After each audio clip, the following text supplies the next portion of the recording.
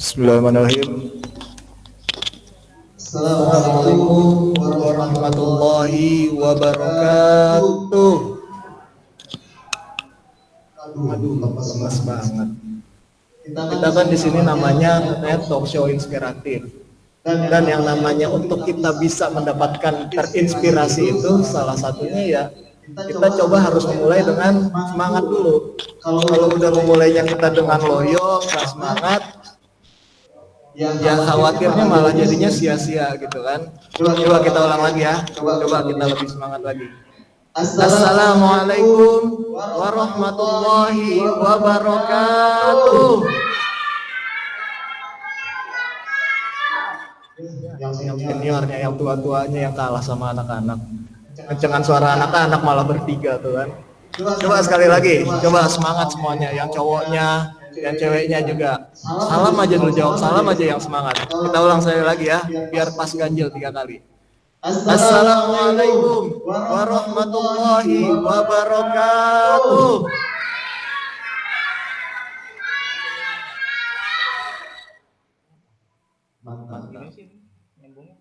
Alhamdulillahirrahmanirrahim. Wa bihi nasta'in wa ala umuri dunya waddin.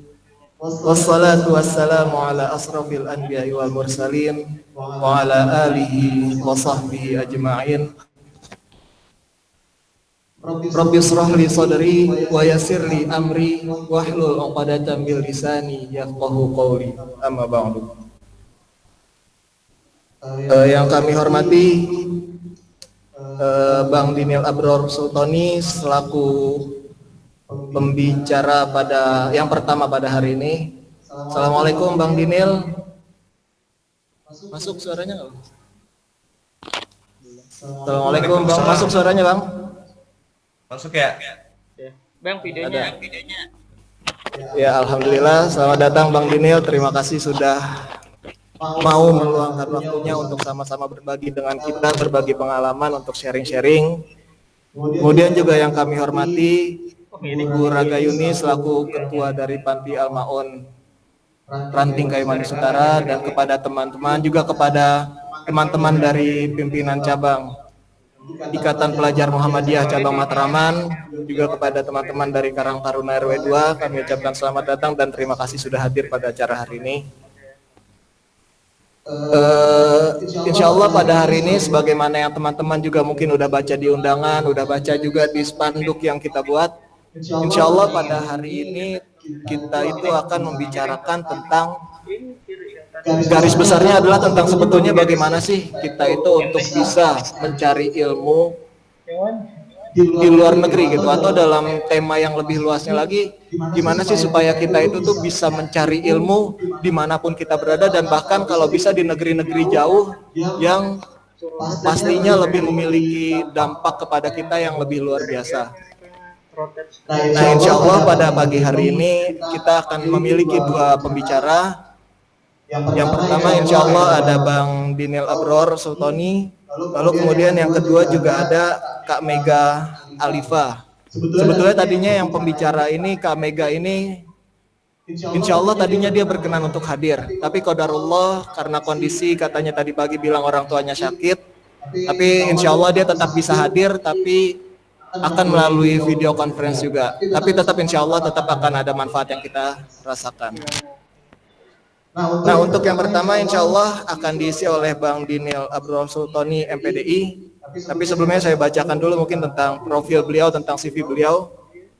Pekerjaan beliau saat ini merupakan sebagai dosen pendidikan agama Islam.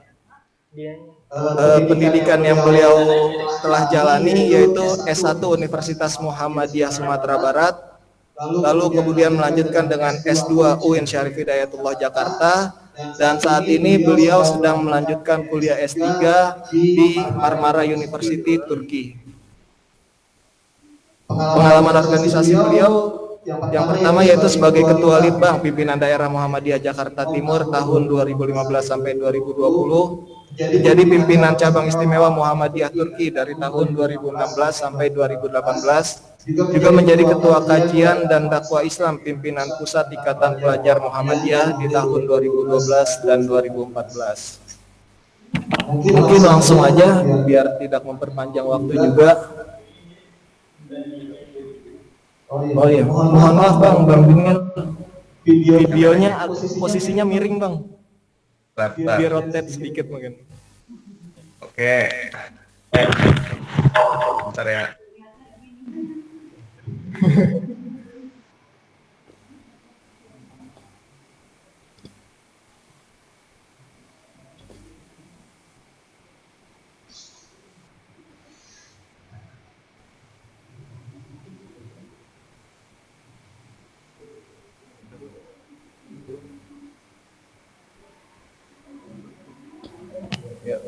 Nah, kelihatan gantengnya di situ Bang. Masya Allah. Mungkin baik langsung aja saya persilakan Bang Dinil mungkin untuk sharing-sharing pengalamannya. Untuk Bang Dinil kami persilakan. Baik ya. Bismillahirrahmanirrahim. Assalamualaikum warahmatullahi wabarakatuh.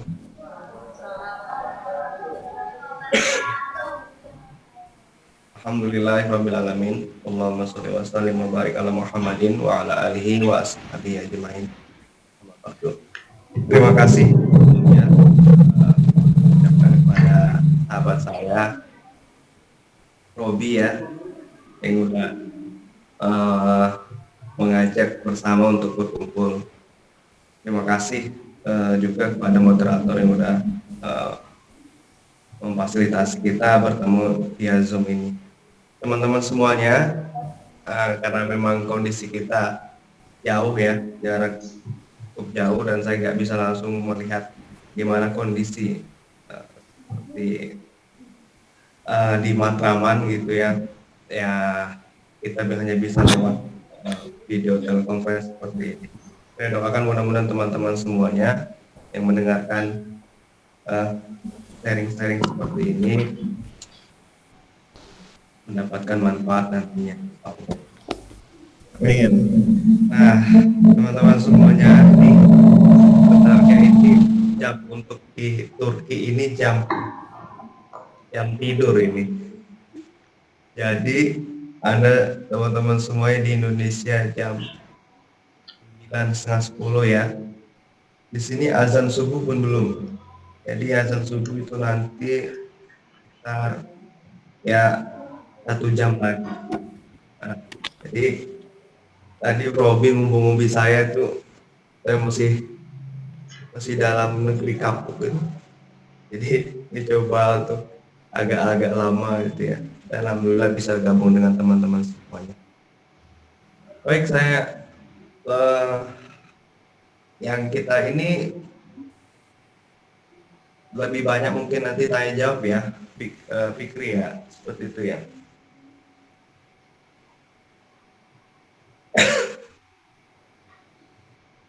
Kalau nanti ada yang ingin ditanyakan bisa langsung seperti apa, nanti bisa kita sharing aja. Dan sedikit ada beberapa poin yang akan saya sampaikan karena saya yang sekarang pakai dua ya, dari HP dan dari laptop.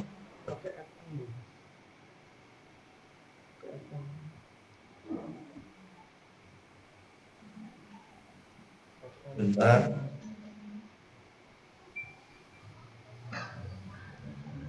Sudah terlihat belum ya?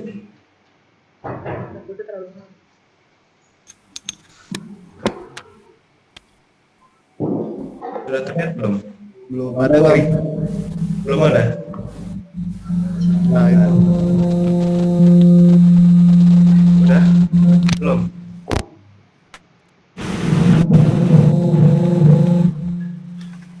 Belum ada ya?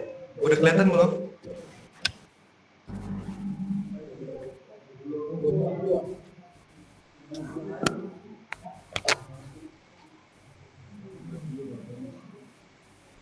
Bentar.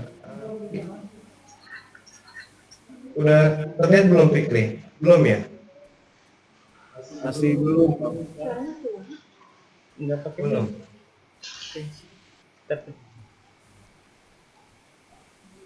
Bentar.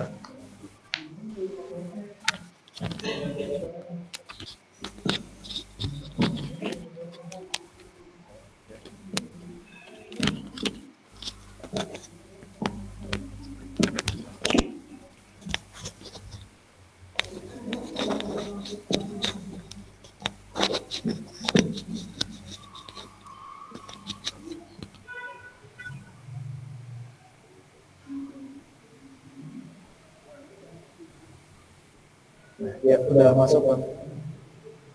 Udah terlihat? Udah.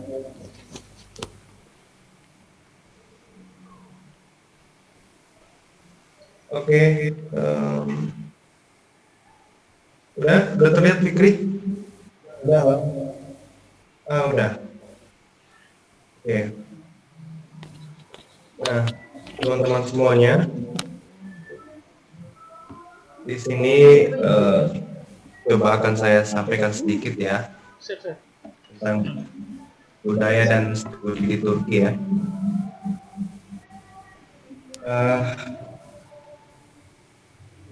Nah,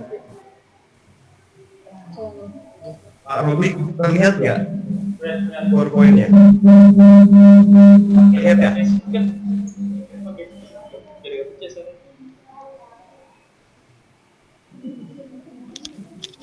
Oke, baik ya. Mudah-mudahan terlihat ya.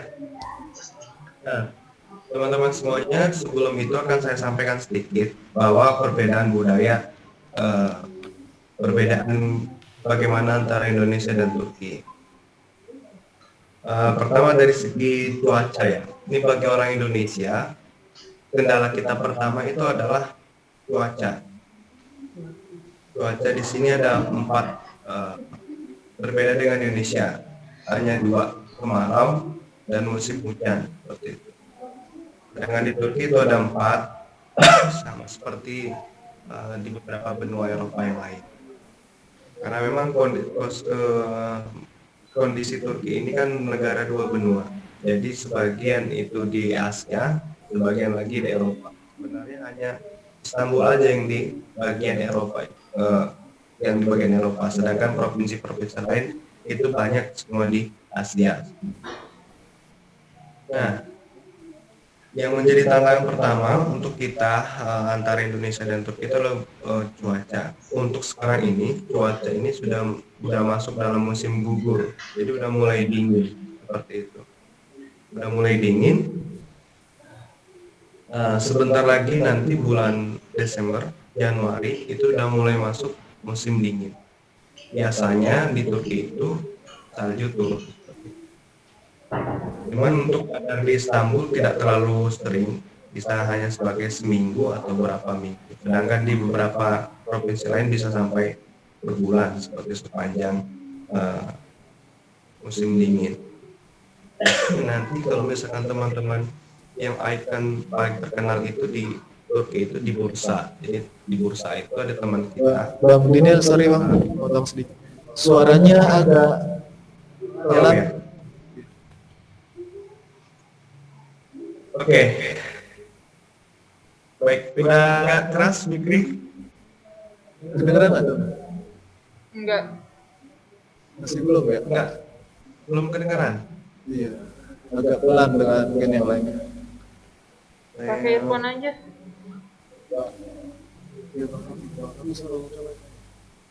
Sebentar Bang ya, sorry. Ya. Ini kondisi namanya dengan menggunakan online ya. Bentar. Itu coba.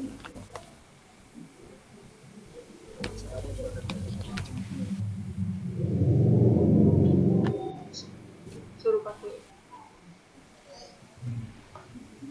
Atau mungkin teman-teman boleh majuan aja sedikit kali ya.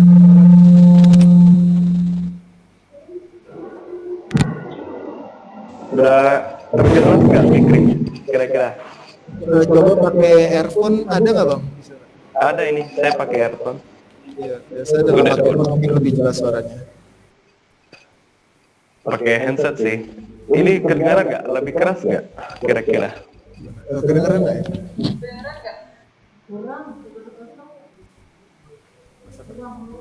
Agak majuan sedikit aja deh coba. Deketin aja, itu kan ada speakernya kan sebelah sana kita. Biar agak kedengeran, agak deketin aja. Majuan aja siapa si cewek-cewek. Yang cowoknya juga boleh rapat sedikit ke sini.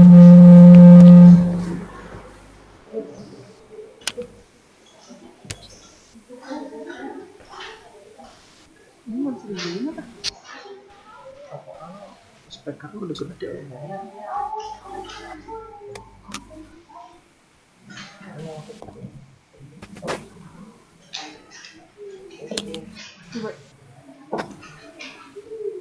Dianya nggak pakai Udah, headset. udah gimana? Kedengaran nggak? Dengaran nah Udah. Oke, baik ya, saya lanjutkan. Nah, itu yang pertama ya. Jadi pertama adalah cuaca, itu yang pertama. Kalau misal kita ingin membandingkan seperti itu, kendala kita memang di situ. Jadi mungkin teman-teman nanti yang ingin kuliah ke luar negeri, khususnya di Turki, pertimbangan pertama adalah cuaca, seperti itu. Kalau teman-teman yang mendengarkan ini nggak kuat dingin, maka nanti pilih di kota-kota yang agak sedikit hangat seperti Istanbul. Tapi kalau teman-teman kuat dingin, bisa di provinsi lain seperti itu. Baik ya. Selanjutnya yang kedua itu adalah perbedaan makanan. Jadi di sini nggak ada sate. Itulah kira-kira yang suka sate. Nggak ada gulai jengkol seperti itu. Yang ada sini hanya makanan Turki. Terkadang lidah kita itu nggak cepat beradaptasi. Pengalaman saya pertama sampai di Istanbul itu agak kesulitan. Kesulitan bagaimana? Karena kita memang harus disediakan ya dengan makanan khas Turki yang terkadang itu memang bertentangan dengan lidah kita. Kalau nggak itu dimakan, kalau tidak dimakan ya agak susah seperti itu. Nah, itu yang kedua ya, perbedaan dari segi makanan. Selanjutnya yang beberapa di sini saya cuplikan beberapa suasana ya. Kalau teman-teman melihat yang slide yang saya sampaikan ini, di sini ada 4 foto ya. Ada 4 foto yang saya sampaikan. Foto di atas itu kondisi kalau lagi pasar. Jadi sama kayak Indonesia ada pasarnya juga. Jadi di Turki itu biasanya sepekan sekali gitu. Khusus di tempat tinggal sekarang ini setiap hari Kamis kalau saya seperti itu. Nah, sedangkan yang di beberapa tempat lain itu berbeda. Nah, yang sebelah kiri ada kasur itu yang warna spraynya warna biru itu. Nah, itu gambaran dari asrama saya dulu. Jadi nanti akan saya sampaikan gimana kondisi di Turki awal sampainya gitu ya. Karena kalau kita sebagai penerima beasiswa itu wajib diharuskan untuk tinggal di asrama. Tinggal di asrama selama 1 tahun selama mengikuti kursus. Jadi kita di asrama. Ini gambaran asrama. Karena sekarang sudah kuliah, jadi udah keluar asrama seperti itu. Boleh menyesuaikan untuk anak-anak S2, S3 boleh memilih tinggal di luar asrama. Yang gambar sebelah kanan itu taman bermain. Jadi di Turki ini taman bermainnya cukup lengkap. Misalkan setiap RT gitu ya, setiap RT itu ada taman tempat bermain. Jadi memang disediakan khusus taman. Jadi kita nanti misalkan mau datang gitu, atau mau lagi penat datang ke taman bisa. Saya terkadang bawa anak saya itu ke taman dekat rumah gitu. Setiap beberapa dia inginkan karena memang kondisi sekarang udah dingin, jadi memang sesekali aja untuk ke tamannya. Kalau sebelumnya hampir tiap sore kita ke taman. Yang paling bawah, nah itu kondisi yang saya lagi sama teman-teman saya itu di Istanbul ya. Karena saya memang tinggalnya di Istanbul. Teman-teman semua nanti kalau main ke sini dan sebagai pelajar ya. Di sini transportasinya sudah include, artinya dengan satu kartu kita bisa naik semuanya. Jadi naik bus, naik kereta bawah tanah, naik kereta cepat, menyeberang, naik kapal besar, kapal kecil seperti itu. Plus dan apapun transportasinya itu cukup dengan satu kartu. Kalau kita pelajar, kita mendapatkan diskon nanti lebih murah seperti itu. Jadi transportasi ini yang dibutuhkan juga bagi kita pelajar mudahnya seperti itu. Nah, jarak antara rumah saya sekarang ini kontrakan saya dengan kampus itu cuma 1 kali naik kereta bawah tanah, jadi cukup cepat. Jadi cukup cepat sampai dengan 1 kali tap saja kita bisa keliling Istanbul seperti itu. Teman-teman nanti yang udah pernah ke Istanbul atau nanti akan ke Istanbul wajib memiliki kartu. Nah, biar enak, mana ya? Saya mau ingin tunjukkan kartunya, tapi nantilah dompet saya lagi kemana. Nah, nanti akan saya tunjukkan kalau sempat nanti. Jadi nanti teman-teman semuanya itu ya perbedaan kita. Yang penting kita sebagai pelajar itu jangan pernah membandingkan antara Indonesia dan Turki, sebab kalau kita membandingkan nanti khawatirnya nanti kita di luar ekspektasi kita, karena mungkin tidak semuanya enak di Turki, lebih enak di Indonesia.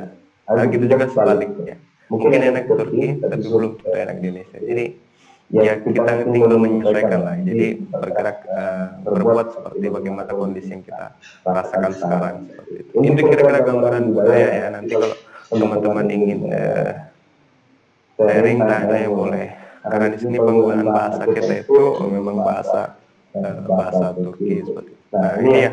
Selanjutnya ada 4 bahasa yang kita coba saya tuliskan seperti yang dominan di Turki itu ya. Kalau Indonesia jelas kita kalau kita kumpul-kumpul dengan orang Indonesia kita memakai bahasa Indonesia. Tapi kalau kita yang di rumah, khusus kami ini yang di rumah sekarang ini, kalau boleh dibilang hanya kita aja orang Indonesia yang di sekitar kecamatan ini. Jadi saya anak SD itu cuma kita yang berbahasa Indonesia, yang lain pakai bahasa Turki.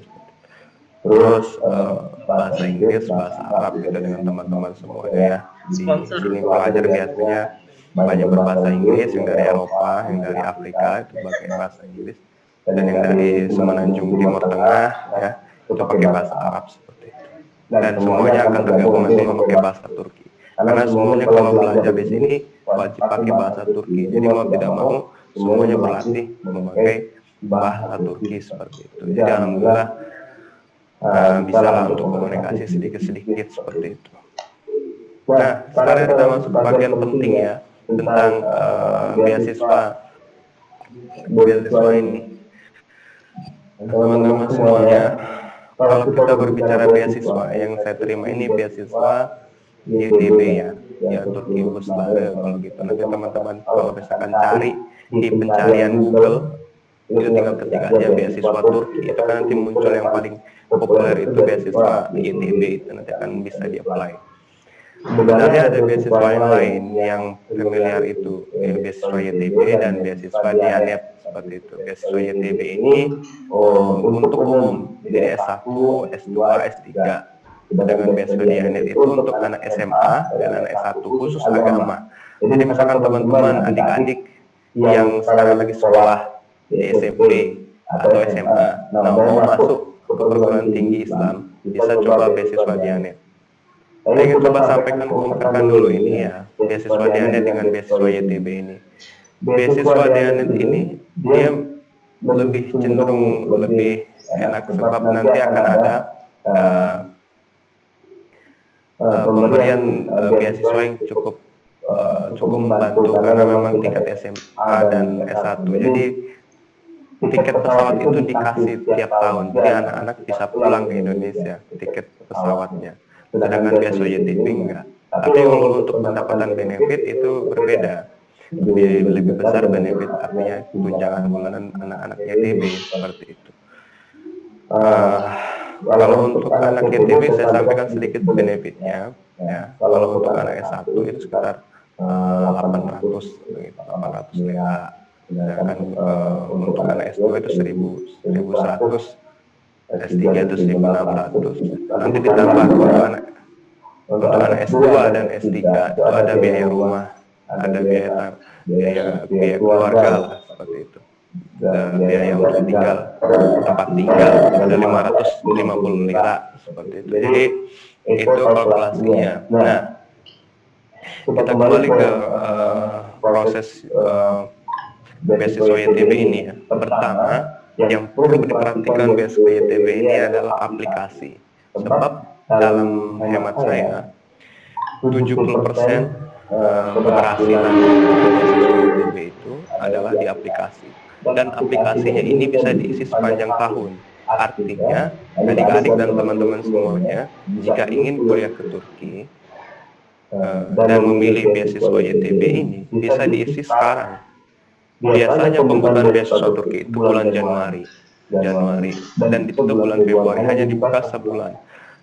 Makanya kalau misalkan tertarik untuk mengisi beasiswa Turki itu, dimulai diisi dari sekarang aplikasinya. Aplikasi itu ada di online. Jadi teman-teman ketik aja Turki Buslari atau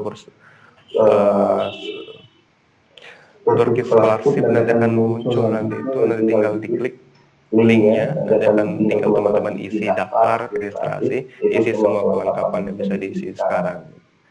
Dan kenapa saya bilang 70%? Karena memang isiannya itu cukup banyak ya, untuk melengkapinya cukup banyak dan perlu waktu yang panjang seperti itu. Makanya kalau mendadak misalkan hari ini pembukaan beasiswa, sebulan lagi penutupan. Kalau kita mengulur waktu, khawatirnya udah deadline, aplikasi kita nggak sempurna. Makanya bisa disimulasi sekarang. Beberapa waktu yang lalu saya sempat diajak juga untuk diskusi di Wahamka dan di Universitas Muhammadiyah Sukabumi ya, tentang cerita-cerita tentang masalah beasiswa YTB ini seperti itu. Di situ ya kita pesankan bersama kepada teman-teman yang mendengarkan webinar itu untuk mengisi aplikasi, dan ada alhamdulillah beberapa yang sudah chatting ke saya, Bang, ini Bang udah mulai lengkapi berkasnya. Nah, itu udah ada progres yang baik. Jadi pertama harus dimaksimalkan adalah aplikasinya. Kalau aplikasinya bagus, insya Allah nanti akan lulus administrasi. Jadi ada beberapa tahap. Lulus administrasi, nanti akan ada undangan wawancara, interview. Setelah interview nanti kelulusan seperti itu. Nah, untuk yang paling urgent ini, yang paling penting ini adalah di sisi untuk aplikasinya, administrasi pertamanya. Maka untuk itu ijazah, ya, transkrip nilai. Misalkan nih anak-anak ada yang mendengar ini kelas 3 atau kelas 12 SMA, karena kan baru bulan 11. Nanti lulusan itu bulan Mei. Bisa daftar sekarang. Jadi tidak harus menunggu ijazahnya, tapi bisa di-upload itu rapornya. Jadi nanti ketika itu didaftarkan di bulan Januari, ikut beasiswa itu, dan nanti wawancara nanti biasanya bulan Mei, dan sebenarnya belum ada ijazah, dan kita dinyatakan lulus. Nanti yang penting adalah ketika kita lulus, kita ketika berangkat ke Turki, itu membawa ijazahnya. Jadi tidak harus menunggu ijazahnya. Itu juga yang S1 gitu ya. Yang S1 misalkan lah, anggap saja wisudanya itu bulan Mei, sedangkan dia ikut beasiswanya itu bulan Januari, boleh aja, ikut aja, yang penting didaftarkan aja surat keterangan lulus, misalkan lulusnya bulan Desember, wisudanya bulan Mei gitu. Nah, dengan surat keterangan lulus bisa didaftarkan. Jadi tidak harus menunggu ijazah. Nah, selanjutnya adalah kegiatan organisasi. Ini teman-teman yang mendengarkan ini ya, ikut di IMM, IPM atau organisasi dakwah kampus ya, misalkan ada surat keterangan misalkan kegiatan panitiaan, kegiatan ranting, sekolah, itu kan ada sertifikat atau surat keputusan SK. Itu jangan dibuang teman-teman. Kalau menurut saya itu disimpan. Kalau perlu diminta, misalnya nggak ada nih, ditanyakan, Bang atau Kak, ada nggak ini sertifikatnya atau SK-nya, itu disimpan. Nah, nanti itu disimpan pada saat di aplikasi itu bisa di-scan, itu di-submit semua, di-upload semuanya. Kalau tidak salah di aplikasi saya sudah ada 40 sertifikatan gitu, 40-an. Jadi kegiatan aktivitas sosial kita itu ada. Misalkan menang juara puisi, baca puisi, MTQ atau tapak suci atau sebagainya. Sertifikat kan ada. Nah, itu menunjukkan kita di mata para panitia beasiswa itu unggul dibanding yang lain. Nah, jadi kesempatan kita untuk menang beasiswa itu lebih besar. Yang kedua, dari segi aplikasi ya, dari segi sertifikat harus dikumpulkan. Kalau saya kemarin itu aplikasi yang saya kumpulkan itu dari saya S1 sampai S2 ya, gitu. Itu cukup banyak. Jadi teman-teman yang sekarang di SMP ya, adik-adik yang di SMP atau yang di SMA mau lanjut ke S1 atau yang di S1 sekarang nanti mau lanjut ke S2, sertifikatnya jangan lupa dikumpulkan. Yang ketiga adalah rekomendasi. Nah, ini paling penting rekomendasi. Rekomendasi ini khusus kita yang udah prodi nanti, misalkan teman-teman yang S1 mau ke S2 atau S2 yang mau ke S3 tertarik kuliah ke Turki ya. Jadi rekomendasi itu menentukan. Rekomendasinya artinya kita minta ke siapa, dan pastikan kalau kita minta rekomendasi itu yang memberikan rekomendasi kepada kita itu dia emailnya aktif, sehingga nanti misalkan panitia beasiswa itu bertanya kepada pemberi rekomendasi.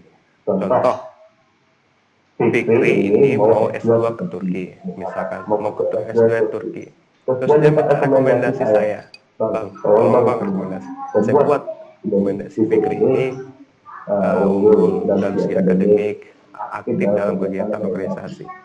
Nah, surat ini saya kirim ke Fikri, Fikri submitnya ke aplikasi yang online itu. Nanti panitia beasiswa itu akan konfirmasi ke saya. Daniel, benar nggak kamu memberikan rekomendasi ke Fikri? Saya jawab benar. Dengan dari situ, panitia beasiswa itu aku menganggap, oh iya, kamu memang direkomendasikan. Tapi terkadang kita hanya sekedar minta rekomendasi saja, tidak kita pastikan yang memberikan rekomendasi itu dari aktif email.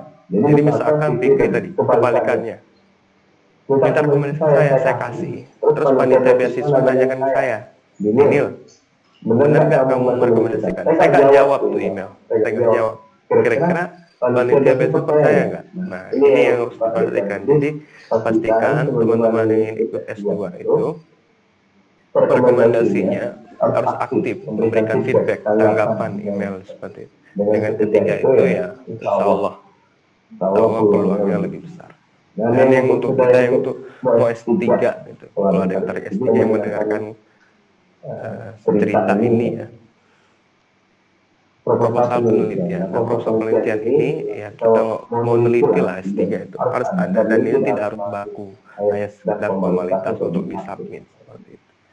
Nah, sekarang itu 70%-nya ya.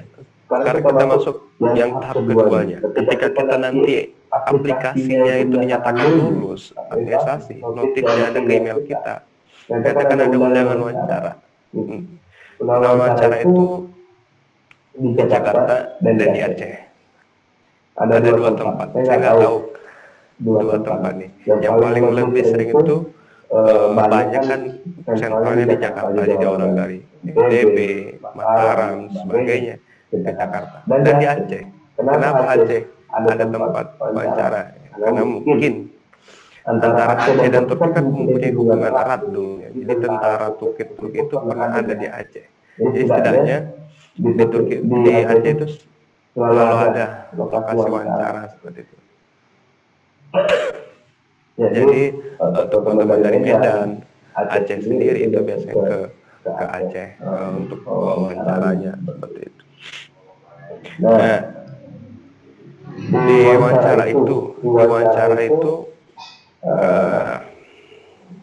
waktunya sebenarnya nggak banyak, sekitar paling banyak itu 10 menit sampai 30 menit. Kalau dalam perhitungan saya sih, wawancara itu adalah sebagai bentuk wujud kita ada. Jadi penseleksi itu atau yang mewawancara kita itu ingin tahu benar nggak ini yang nulis aplikasi ini manusia atau robot. Nah, jadi dia mau lihat kita. Jadi mereka mau tahu ini benar nggak ini yang nulis di sini. Nah, ditanya kenapa milih Turki, kenapa kamu ingin lanjutkan studi di sini, apa motivasimu dan sebagainya. Dan hanya sekitar 10 menit sampai 30 menit. Kalau pengalaman saya kemarin itu kan kita wawancarai di Nuansa Hotel di Kuningan ya, di Jakarta. Saya datang itu jam 8 gitu. Sedangkan mulai jam 9 saya datang ke hotel itu. Ternyata belum ada orang sama sekali. Saya orang yang pertama sampai di situ. Saya pikir nggak jadi wawancaranya. Gak berapa lama datang yang lain, datang yang lain, datang yang lain. Akhirnya ya dimulai juga jam 9-an lewat. Dan saya termasuk urutan yang kedua untuk diwawancari waktu itu. Jadi pas pertama itu ada teman kita, dosen juga di Muhammadiyah Lombok gitu ya. Jadi dia urutan pertama, terus cukup lama, terus kemudian saya dipanggil, ini loh. Saya masuk ke dalam, yang mewawancara itu 2 orang, seperti itu, orang Turki. Nah, ini memakai bahasa Inggris dasar sebenarnya. Kalau teman-teman bisa yes tuh, insya Allah bisa nanti untuk menjawab pertanyaan itu. Nah, saya jelaskan aja pada waktu wawancara itu. Yang ditanyakan saya jawab dengan percaya diri seperti itu. Dan yang kita submit di aplikasi yang saya bilang di awal tadi, itu kita bawa semua berkasnya. Jadi berkas-berkas kita kan cukup banyak. Bahkan saya memang submit sertifikat itu banyak. Terus penelitian bersama mahasiswa di kampus gitu ya. Karena ada jilidan skripsi itu saya bawa semua. Jadi seolah-olah menakuti lah ini. This is my article, this is my project, gitulah ya, kira-kira menggambarkan kalau kita ini betul hasil karya kita yang kita submit seperti itu. Dan ternyata di proses wawancara itu nggak lama. Dan pas saya keluar, teman-teman saya di luar itu yang para yang ikut wawancara itu pada kaget, nih kok cepat banget. Nggak sampai 15 menit, kira 10 menit. Jadi saya tuh wawancara cukup cepat. Saya pikir, ya udahlah, mungkin teman-teman yang lain lama, kenapa saya sebentar seperti itu. Saya nggak tahu juga. Saya pikir udah serahkan semua sama Allah. Maka teman-teman semuanya paling penting adalah serahkan semua pada Allah. Jadi kita berdoa kepada Allah mudah-mudahan dapat beasiswa. Jadi tahun 2018 selagi saya memperpanjang paspor itu dapat 2 notifikasi dari beasiswa YTB Turki kalau saya diterima lulus, dan satu lagi dari Taiwan. Jadi saya dapat beasiswa kursus bahasa Mandarin sekitar 6 bulan. Jadi ada 2 beasiswa yang terima di tahun 2018. Karena pertimbangan saya memilih untuk memilih beasiswa di Turki, dan yang di Taiwan saya tinggalkan seperti itu. Nah, jadi niatkan semuanya ketika kita mulai studi ini untuk ibadah, mudah-mudahan bisa selesai. Saya pun nggak bisa menjamin kalau kuliah saya ini bisa selesai seperti itu, karena memang tantangannya besar, apalagi saya yang S3 seperti itu. Maka saya minta doa kepada teman-teman semuanya, mudah-mudahan saya bisa untuk selesaikan ini dengan baik. Misalkan nanti kalau misalkan saya datang ke Matraman gitu, atau belum selesai kuliahnya, berarti teman-teman sudah maklum saya kalau S3 itu berbeda dengan S1, S2. Jadi teman-teman yang mendengarkan ini, kalau ada yang ingin S3 itu jadi bahan pertimbangan semuanya seperti itu. Untuk S1, S2 insya Allah bisa lah. Mungkin itu ya Fikri ya, nanti kita bisa sharing panjang lebar, nanti bisa tanya-tanya, ada yang mau disampaikan, silakan saya coba jawab seperti itu.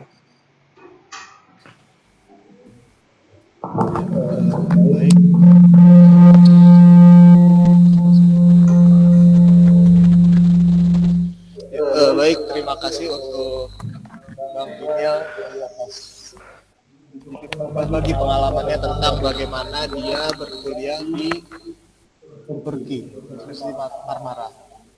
Nah, mungkin untuk biar lebih enak mungkin teman-teman, siapa tahu ada yang mau ditanyakan atau ada yang mau didiskusikan, mungkin kami persilakan teman-teman. Ya, silakan. Sini loh.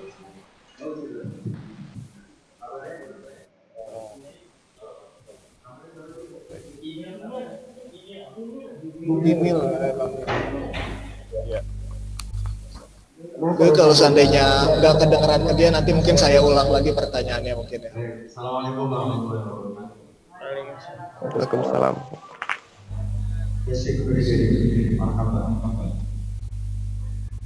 Mas ini namanya ya? Mas. Ya, ini dia Pak. Ini terima kasih atas kesempatannya dan berbahagia sekali. Perkenalkan saya Eko, Pak Eko, Ketua RW 2 di lingkungan Kayu Manis, jadi yang membawahi masjid ini Bogor. Yang pertama saya terima kasih atas kesempatannya. Yang kedua, saya ingin menyampaikan bahwasanya remaja atau mahasiswa ini kan tulang punggung nanti ke depannya. Jadi kalau sistem pendidikan kita ini kan karena dari SD, SMP, SMA pelajarannya itu aja, kurang terus pada bakat. Sebetulnya anak-anak kita ini bakatnya apa sih? Jangan-jangan mereka itu senangnya katakanlah main bola, tapi nggak ada penyalurannya. Senangnya masak, tapi dipaksa belajar itu aja, itu ujungnya kuliahnya apa? Manajemen. Banyak banget namanya sekolah manajemen itu kayak, tapi sisi lain saya bakatnya bertani, tapi nggak dapat penyalurannya. Pas dapat penyaluran sekolah di IPB itu kerjanya dari juga. Jadi tolong diperhatikan kalau itu penjurusan atau penggalian bakat itu seperti apa. Terus bagi teman-teman yang basicnya di sini kan umum banget ya, gitu ya. Nah, kalau nanti di Turki itu hal yang harus dipersiapkan dengan lama dulu. Misalnya dari sekarang anak pengen Turki harus mempelajari bahasa Turki atau itu bahasa Inggris secara umum. Karena mungkin juga ada kendala ya kalau semua bahasa itu kalau berapa itu kalau beasiswa ya. Yang kedua, yang ketiga kita bagaimana untuk menjaga imunitas keimanan dan ya, kesolehan mereka ini, karena Turki juga nggak semuanya bagus, mungkin ada juga daerah-daerah yang senang juga yang Indonesia yang liberal, jangan-jangan sekolah di sana pulang-pulang jadi liberal.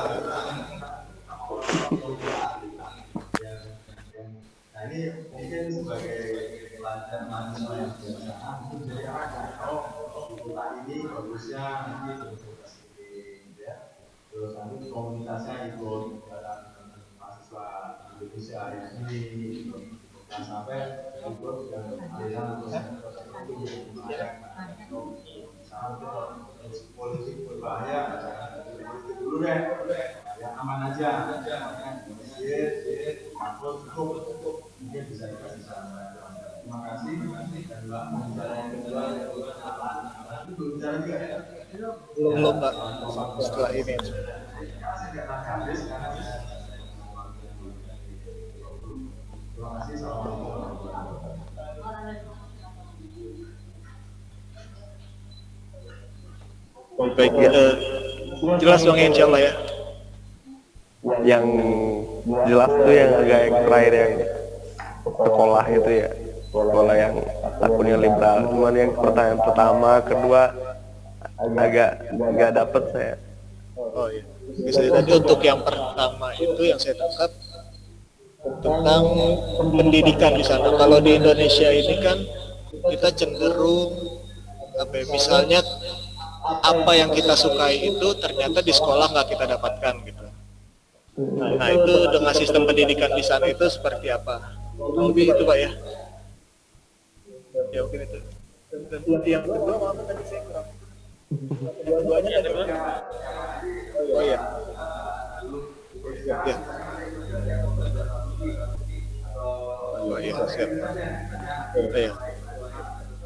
Yang kedua tadi tentang persiapan bahasa itu untuk ke sana kira-kira seperti apa Bang? Apakah kita harus sekarang belajar bahasa Turki juga atau langsung dengan bahasa Inggris? Ya, baik. Itu ya dulu ya. Pak siapa namanya? Pak Eko. Pak Eko. Pak Eko, baik ya, makasih. Untuk di sekolah sendiri ya, sebenarnya normatif aja sebenarnya antara di Indonesia dan Turki. Intinya kalau sekolah di sini untuk tingkat sekolah baik di tingkat jenjang SMA, SMP maupun di perkuliahan. Untuk masalah pengembangan potensi, bakat, sebenarnya kesempatan itu sebenarnya tergantung juga kitanya sebagai user, sebagai orang yang mau nggak untuk mendapatkan mengejar itu. Hanya saja kalau kita bandingkan dengan Indonesia kan untuk fasilitas tentunya ya, untuk fasilitas. Kalau kita yang tinggal di Jakarta mungkin fasilitasnya udah cukup, tapi kita belum tahu yang tinggal di agak pedalaman sana, gitu misalkan ada beberapa fasilitas, misalkan dari segi kelengkapan komputer misalkan dan sebagainya, drum band seperti itu sebagainya nggak lengkap. Kalau di sini cukup lengkap. Khusus saya, pengalaman saya besar, saya tumbuh besar sekolah itu di Medan. Jadi dari SMP sampai saya di Aliyah, saya tuh ingin sekali main drum band, ingin sekali. Tapi di sekolah itu nggak ada drum band.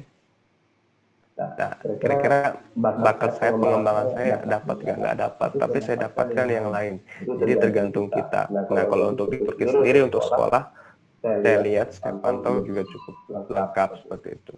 Tapi ya kalau kita ingin bilang apakah lebih bagus ya, wallahu alam, kita nggak tahu seperti itu. Saya belum melakukan riset mana yang lebih bagus sekolahnya.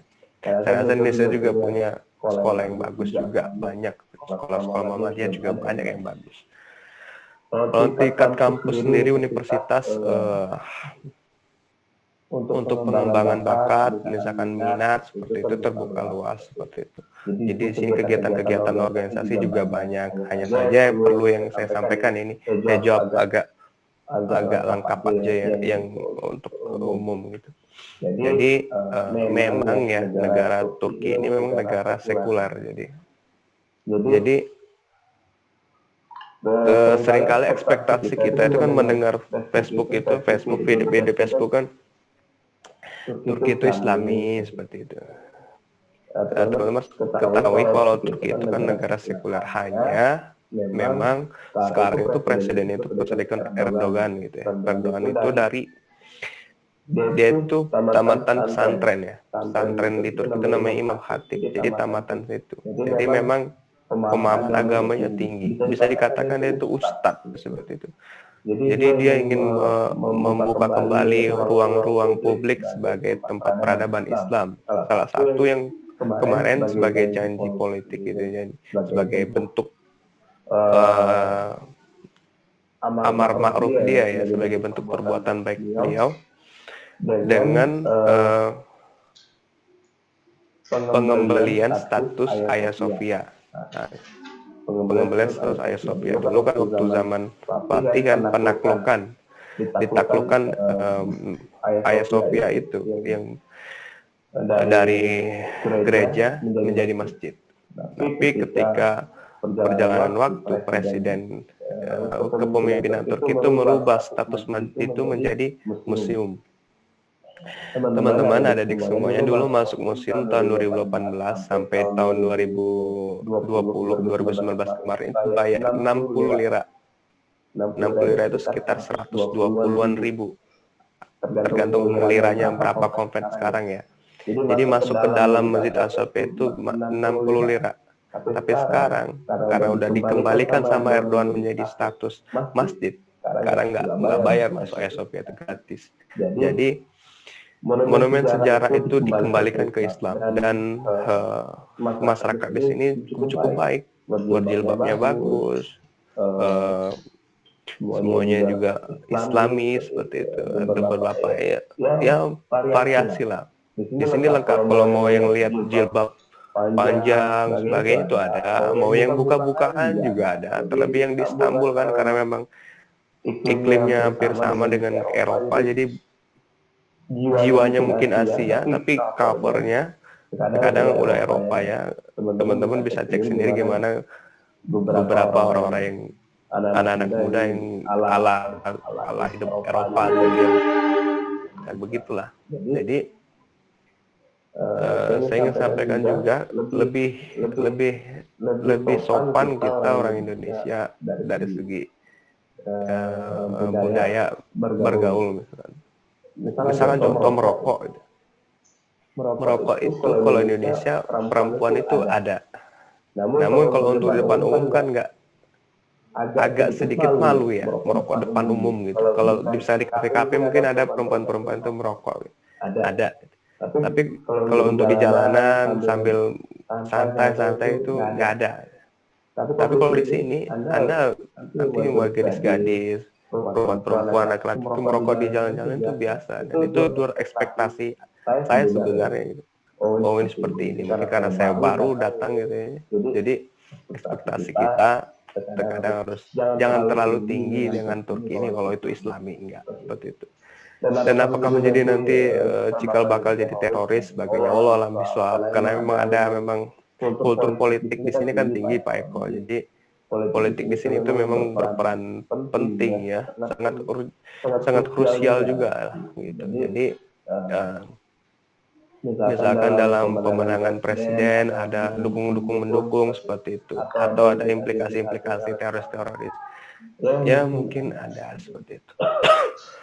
Tapi ya tergantung kita lah Pak ya. Insya Allah kalau kita sering kumpul-kumpul dengan orang Indonesia, kuat iman kita, punya pengalaman agama yang baik, insya Allah di Turki ini tempat yang aman. Dan saya lihat juga banyak anak-anak yang S1 yang dari SMA masih unyu-unyu mukanya gitu, tapi udah berani ke Turki. Saya udah S3 baru ke Turki ya. Saya sedikit agak kenapa nggak tertinggal, saya dari dulu gitu ya. Tamat S1 langsung S2 ke sini, berangkat aja sendiri. Toh biaya kuliah di Turki ada beberapa lebih murah dibanding Indonesia seperti itu. Bagi catatan, kalau kuliah di S3 di Indonesia di salah satu perguruan tinggi di Jakarta itu minimal per semester 15 juta sampai 20 juta. Tapi kalau di sini bisa ditekan, artinya lebih rendah dari situ. Hanya saja yang menjadi biaya tinggi itu adalah ongkos pesawatnya. Tapi kalau untuk kuliah di sini, makan di sini, insya Allah bisa. Untuk biaya hidup di Istanbul ini, kalau teman-teman bisa hidup di Jakarta, berarti Anda teman-teman bisa hidup di Istanbul, insya Allah bisa. Karena biaya untuk makan, minum, sebagainya itu lebih rendah dibanding di Indonesia. Jadi Indonesia, contoh buah anggur ya. Buah anggur berapa sekilo coba di Indonesia?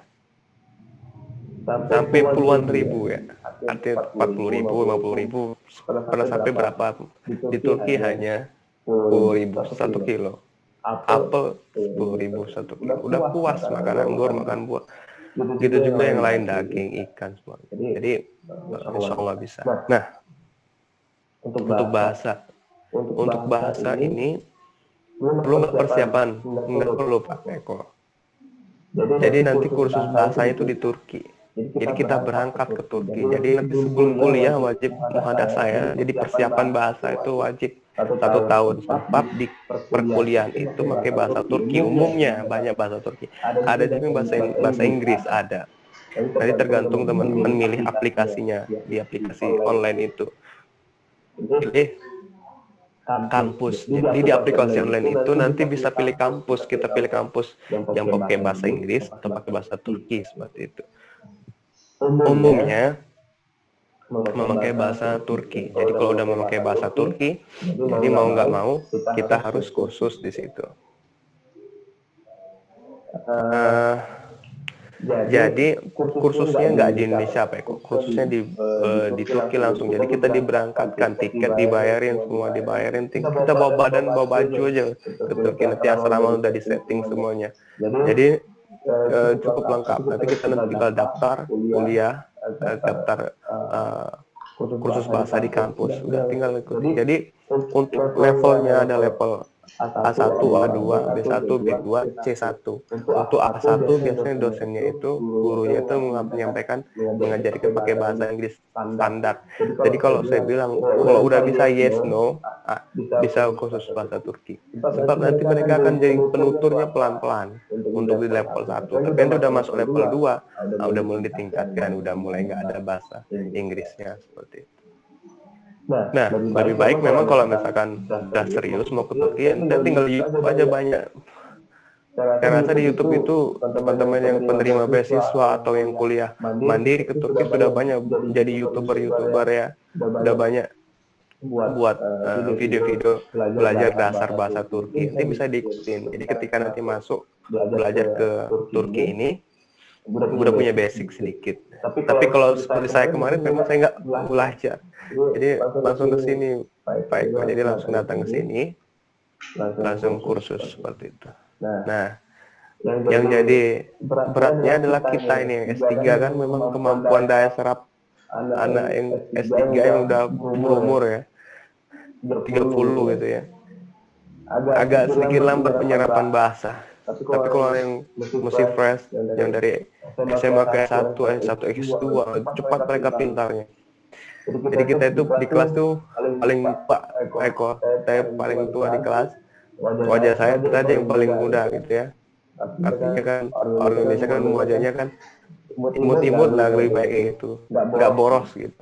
Kalau yang lain kan gitu. Jadi segi umur agak susah. Gitu. Jadi makanya saya bilang lulus tidaknya anak S3 itu kita nggak tahu, Allah alam. Tapi kalau S2, S1 insya Allah gitu. Jadi itu terkait tentang bahasa ya. Allah bisa.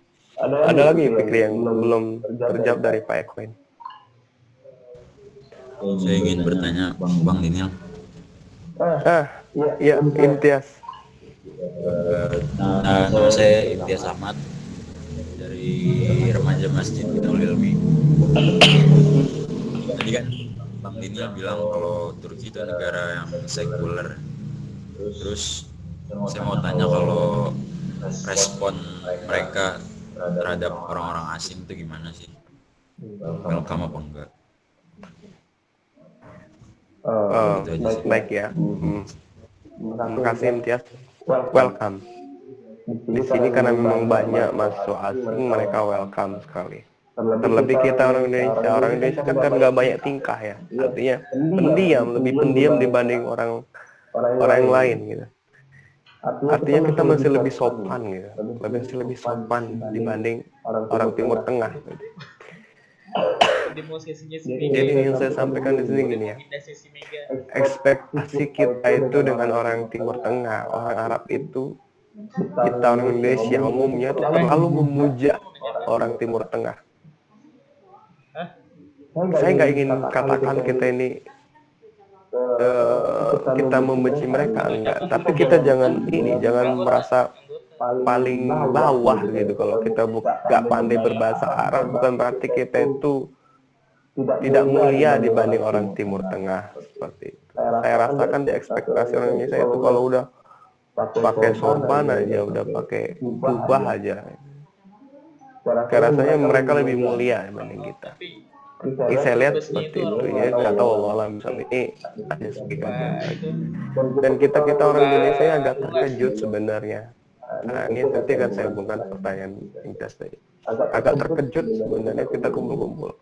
Teman-teman semuanya, freedom ya, for Palestine gitu ya. Kita kan sering pakai sal-sal Palestina itu ya. Kita bangga, kita ingin Palestina itu merdeka seperti itu, ingin sekali. Dan ketika sampai sini kan sini banyak orang Timur Tengah, Afghanistan, semuanya Palestina. Kita harus tahu teman-teman bagaimana mereka berbudaya, berpakaian sama, bukan jilbab, gayanya juga necis. Karena menurut saya lebih sopan kita lah. Kita diskusi sama orang Indonesia, lu kayak gitu anak Palestina ya. Wah lah bang. Di kampusku ya parah banget. Jadi saya ingin cuma bilang, Kalau kita mau dukung Palestina itu yang di Gazanya itu yang didukung, yang di Al-Qudus itu yang didukung. Karena teman saya waktu kursus itu ada teman saya orang Palestina. Ada beberapa orang Palestina, saya tanya sama teman saya yang perempuan orang Palestina, dia sama-sama S3, saya tanya, Mbak, saya bilang, ada apa Nil? Mbak, itu teman-teman Mbak itu kok ini ya, kayak gitu ya perangainya. Kalau bagi orang Indonesia, kami itu melihat orang Palestina itu hebat. Semuanya nutup aurat, sopan bicara dan sebagainya. Kenapa itu enggak? Nah, yang saya tanya ini, perempuan ini soleh, pakai jilbab bagus, hafiz 30 juz, ngambil jurusan hadis. Saya tanya, Dinil, jadi enggak semuanya orang Palestina itu seperti itu. Sama lah kayak kita di negara-negara lain, termasuk Indonesia, mau katanya.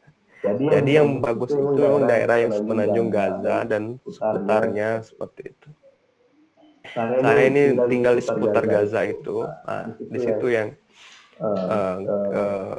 kuat-kuat katanya, bagus-bagus. Kadang saya mungkin belum pernah masuk ke Al-Qudus itu karena memang agak susah masuk ke Al-Qudus itu katanya. Kalau orang asing bisa, kalau kami nggak bisa. Jadi teman-teman semuanya, saya ingin hubungkan kisah karakter kita ini, sikap kita ini dengan penerimaan orang Turki. Orang Turki itu sebenarnya nggak suka sama orang Arab. Karena ada, ya umumnya ya, saya nggak bilang semuanya ya. Sebab pendapatan Turki itu kan visanya juga besar dari orang Arab. Sebab orang Arab itu kan uangnya banyak, masuk ke Istanbul itu visanya tinggi seperti itu. Tapi saya tangkap diskusi dengan teman-teman memang ya seperti itu. Jadi mereka menganggap karena mesti ada kisah-kisah lalu lah ya, bahwa runtuhnya dinasti Khalifah Turki Utsmani itu karena ada yang keluar itu bagian orang-orang Arab itu keluar, jadi mereka tidak terlalu respon seperti itu. Namun itu hanya sebagai sebagian yang nggak sepenuhnya. Untuk orang Indonesia sendiri, mereka welcome sekali. Saya orang Indonesia di daerah komplek ini, ketika bertemu sama bapak-bapak, ibu-ibu, dari mana? Indonesia. Kita saudara. Bahkan sampai sekarang ini saya sampaikan ya, di dekat rumah saya ini ada toko roti. Jadi toko roti itu tiap hari, dia bilang ke saya, tiap hari kamu boleh datang ke sini, saya berikan 2-3 roti tiap hari. Jadi respon mereka itu sangat tinggi. Dan teman-teman tahu semuanya, isi rumah saya ini sekarang, kontrakan saya ini, itu dibantu sama orang Turki. Kulkas diganti, sofa, tempat tidur semuanya, spray, perlengkapan masak, dapur, gorden semuanya isi nih. Nah, nanti akan saya coba buat video ya di YouTube saya nanti. Nanti akan saya coba kisahkan gimana baiknya orang Turki ini kepada orang Indonesia. Nanti Imtiaz boleh lihat ya, saya udah ada rencana saya mau buat video untuk gimana perlakuan orang Indonesia itu, perlakuan orang Turki itu kepada orang Indonesia. Bagus, nolong. Jadi mereka peduli. Kenapa? Karena kita ini orang Indonesia, Muslim terbesar. Mereka tahu Indonesia, Muslim terbesar, dan mereka salut sama orang Indonesia. Kalau ke Mekah itu, kita termasuk orang yang khusyuk, taat beribadah. Jadi mereka hormat dengan orang Indonesia karena kita itu Muslim katanya gitu. Jadi seperti itu ya. Ya, baik. Bang Dinil, terima kasih atas jawaban-jawabannya. Mudah-mudahan bisa ditangkap teman-teman. Mungkin masih ada yang mau ditanyakan, tapi karena waktu juga mungkin kita harus beralih ke pembicara berikutnya. Saya ucapkan dulu terima kasih banyak buat Bang Dinil. Semoga sukses terus di sana. Ya. Iya, Saya closing statement. Baik ya. Untuk adik-adik saya yang di IPM ya, yang lagi beraktivitas di belajar. Kalau memang mau studi ke luar negeri, latihan sekarang, tingkatkan kemampuan semuanya. Jadi kita ini yang kader-kader Muhammadiyah ini jangan tertinggal dibanding kader-kader organisasi sebelah gitu. Jadi kita harus tunjukkan kita bisa. Saya ingin tunjukkan, saya menjadi ketua umum IPM di Sumatera Barat, saya ingin tunjukkan kepada adik-adik saya di Sumatera Barat dan adik-adik semua yang di waktu saya di pusat harus bisa tampil. Jadi tunjukkan, jangan kita selalu main di bawah, main tenang. Coba latih, coba susun rencana yang baik kalau ingin ke luar negeri sebagainya. Dan diskusi dengan senior-senior banyak Muhammadiyah, kita semuanya di sini. Nggak harus Turki, Eropa, Jerman, Belanda, semuanya ada PCIM. Jadi Anda bisa semuanya untuk berlatih diri. Jadi pulang nanti ke Matraman atau ke Jakarta atau ke kampung Anda bisa nanti diaplikasikan. Kita tidak ingin bilang bahwa pendidikan Indonesia itu rendah, enggak. Cuman kalau ingin mendapatkan pengalaman lebih, ya main-main keluar ya, jalan-jalan. Sebab kalau kita ingin melihat sejarah-sejarah ulama seperti itu kan nggak ada yang tinggal di tempat, semuanya hijrah. Jadi keluar. Nah kita yang kader-kader Muhammadiyah, IMM, IPM, pemuda, sebagainya, ya coba jalan-jalan, bertamasyalah keluar seperti itu. Terima kasih ya Fikri, Robi dan semuanya, mudah-mudahan ada manfaatnya, mungkin nanti bisa disambung di kesempatan lain. Terima kasih, banyak maaf. Nun wal kolami wa maisturun. Assalamualaikum warahmatullahi wabarakatuh. Waalaikumsalam Warahmatullahi wabarakatuh. Kami ucapkan terima kasih untuk Bang Daniel atas ilmunya. Semoga bermanfaat buat teman-teman semua dan semoga dilancarkan untuk studinya di sana. Amin. Saya langsung izin lab ya. Baik Bang. Terima kasih ya. Assalamualaikum. Assalamualaikum. Baik, kita lanjut dengan pembicara kedua yang selanjutnya. Insyaallah udah ada di situ Kak Mega Alifah. Halo, assalamualaikum Kak Mega. Waalaikumsalam. Apa kabar semua? Alhamdulillah sehat. Gagal untuk bertemu kita di sini Kak ya. Iya, mohon maaf untuk saya berhalangan hadir karena satu dan lain hal yang sudah disampaikan sama ke Kak Robi ya. Mudah-mudahan tidak mengurangi esensi pertemuan dan diskusi kita hari ini. Amin. Ya, mungkin sebelumnya saya bacakan dulu sedikit tentang profil Kak Mega ini. Nama lengkap beliau Mega Alifah, lahir di Magelang tanggal 28 November, alamat di Cijantung.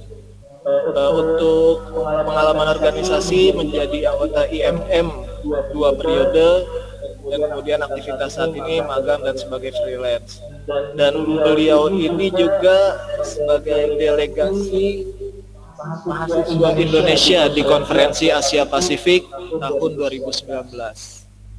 Ya mungkin langsung aja kepada Kak Mega, waktu dan tempat kami persilakan. Baik, terima kasih. Assalamualaikum warahmatullahi wabarakatuh. Selamat pagi, apa kabar semua? Mudah-mudahan sehat ya. Tidak mengurangi keintiman, kekhusyuan kita belajar hari ini. Kita ketemu, kita sharing jarak jauh dulu karena pandemi juga, saya juga ada keterbatasan untuk hadir ke sana.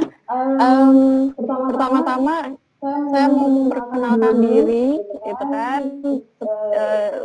terlepas dari yang sudah diperkenalkan oleh Kak Fikri.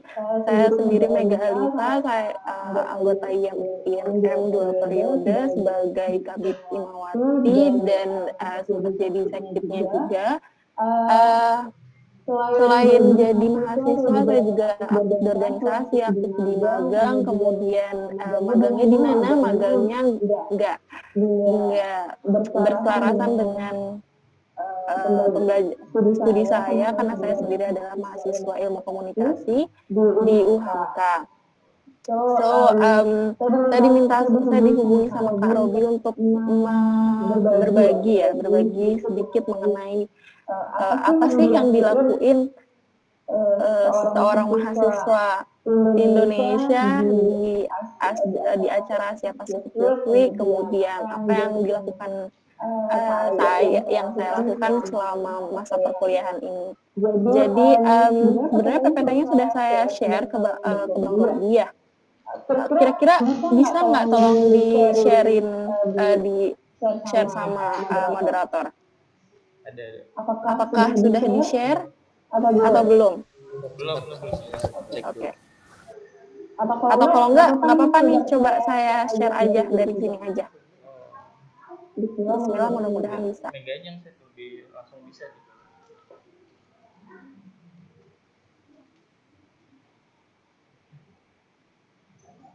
Mega, laptopnya beda gak? Jadi kamu yang share ya? Oke. Mega share aja ya. Oke.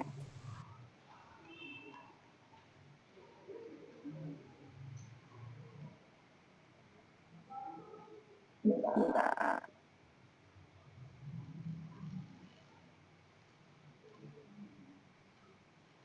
Tuh di sini sudah terlihat ya? Oke. Ya, judul PPT saya nggak Assalamualaikum tapi Hello World, karena seperti yang tadi dibilang sama Bang Dinil, kita harus keluar dari zona nyaman gitu kan, dari tempat kita tinggal untuk belajar baru, untuk tahu hal baru dan bisa menambah pengalaman kita. Oke, yang pertama ini sedikit road atau kayak sedikit susunan yang akan saya sampaikan beberapa waktu yang akan datang. Pertama akan memperkenalkan diri saya, kemudian internship, saya akan menjelaskan bagaimana masa magang dan bagaimana itu mempengaruhi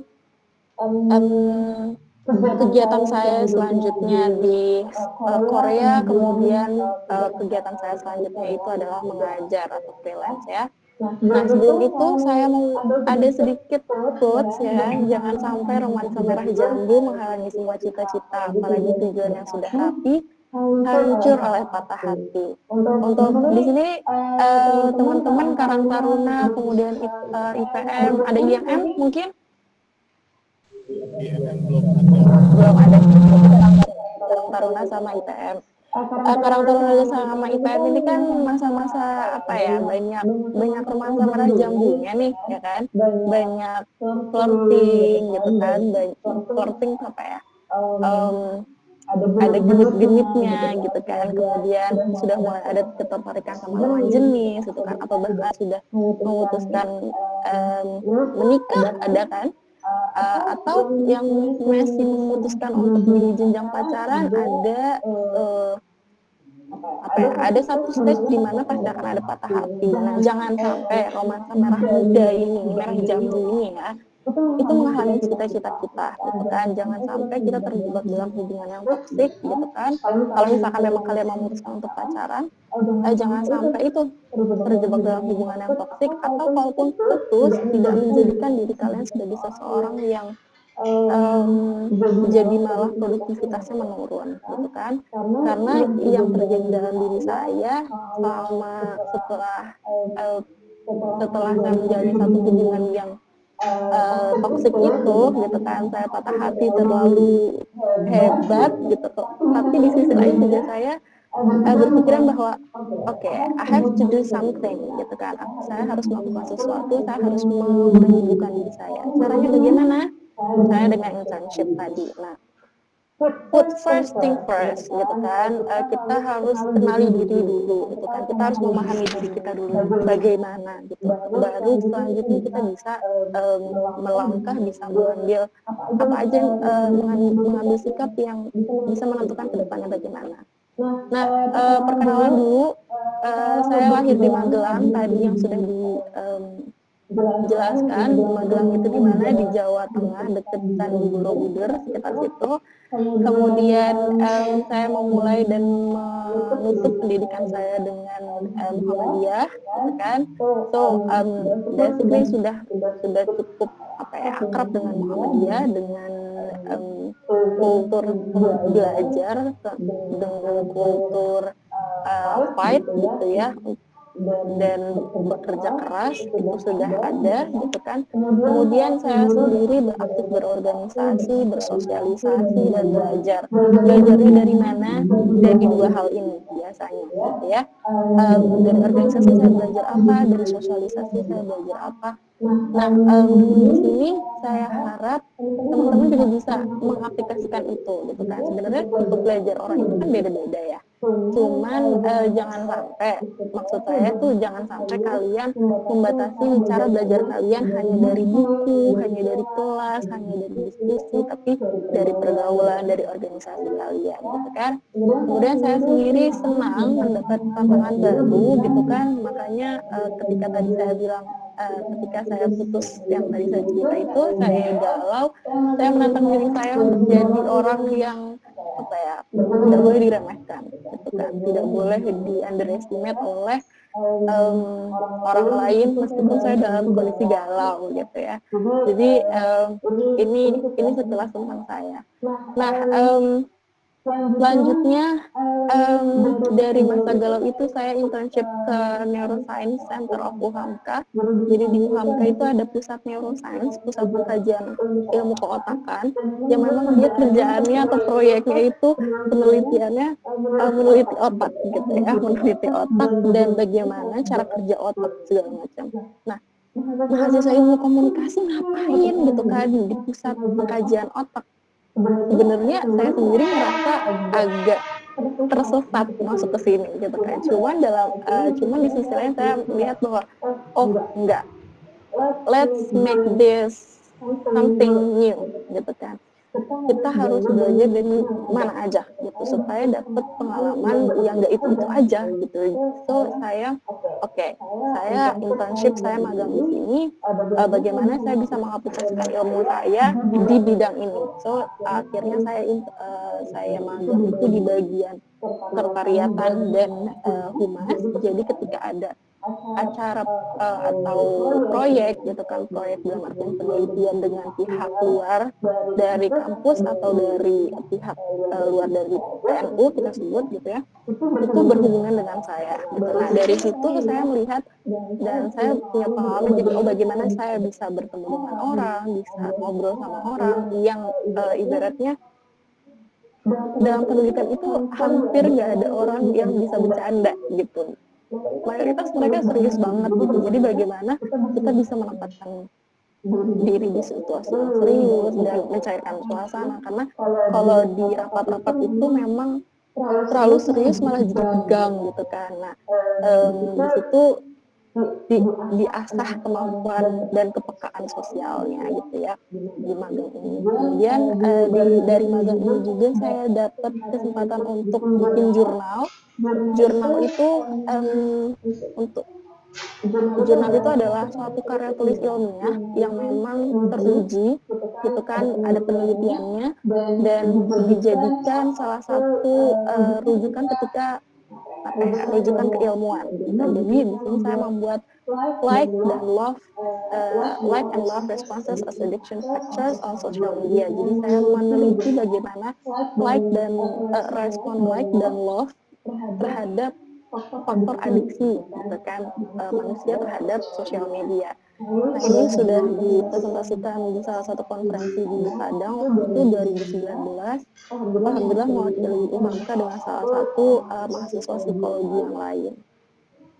Kemudian dari sini saya melihat kok kayaknya kalau tantangannya di PNU aja biasa-biasa aja ya gitu kan. Coba cari tantangan yang baru gitu kan. Coba cari sesuatu hal yang menarik dan menantang gitu kan. Kemudian atasan saya juga coba Mega cari konferensi yang internasional sekalian gitu kan supaya terbuka wawasannya. Serius dok, iya serius, silahkan cari, nanti kita atur pembiayaannya kan. Alhamdulillah dibantu sama UHAMKA sampai akhirnya saya bisa berangkat ke Asia Pacific Youth Week 2019 di Seoul, Korea Selatan.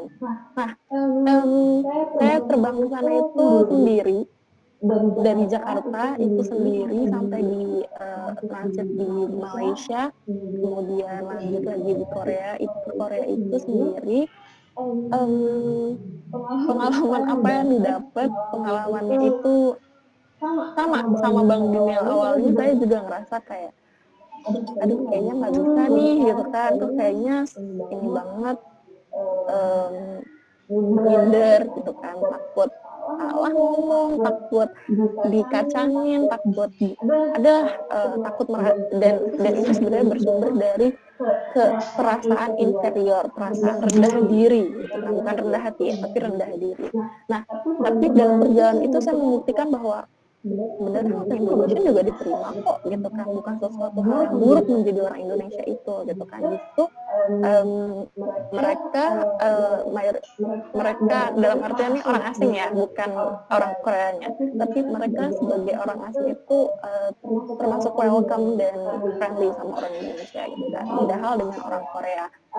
Kalau misalkan tadi Bang Jimil bilang orang Turki itu punya sentimen terhadap orang Middle East, orang Timur Tengah, justru orang Korea itu punya sentimen terhadap hampir semua orang asing yang ada datang di negaranya gitu. So itu sesuatu hal yang beda gitu, karena awalnya kan juga Korea itu merupakan negara ini ya, komunis ya. Korea Selatan maupun Korea Utara itu kan awalnya dari komunis gitu. Jadi mereka tertutup dan menutup diri gitu ya.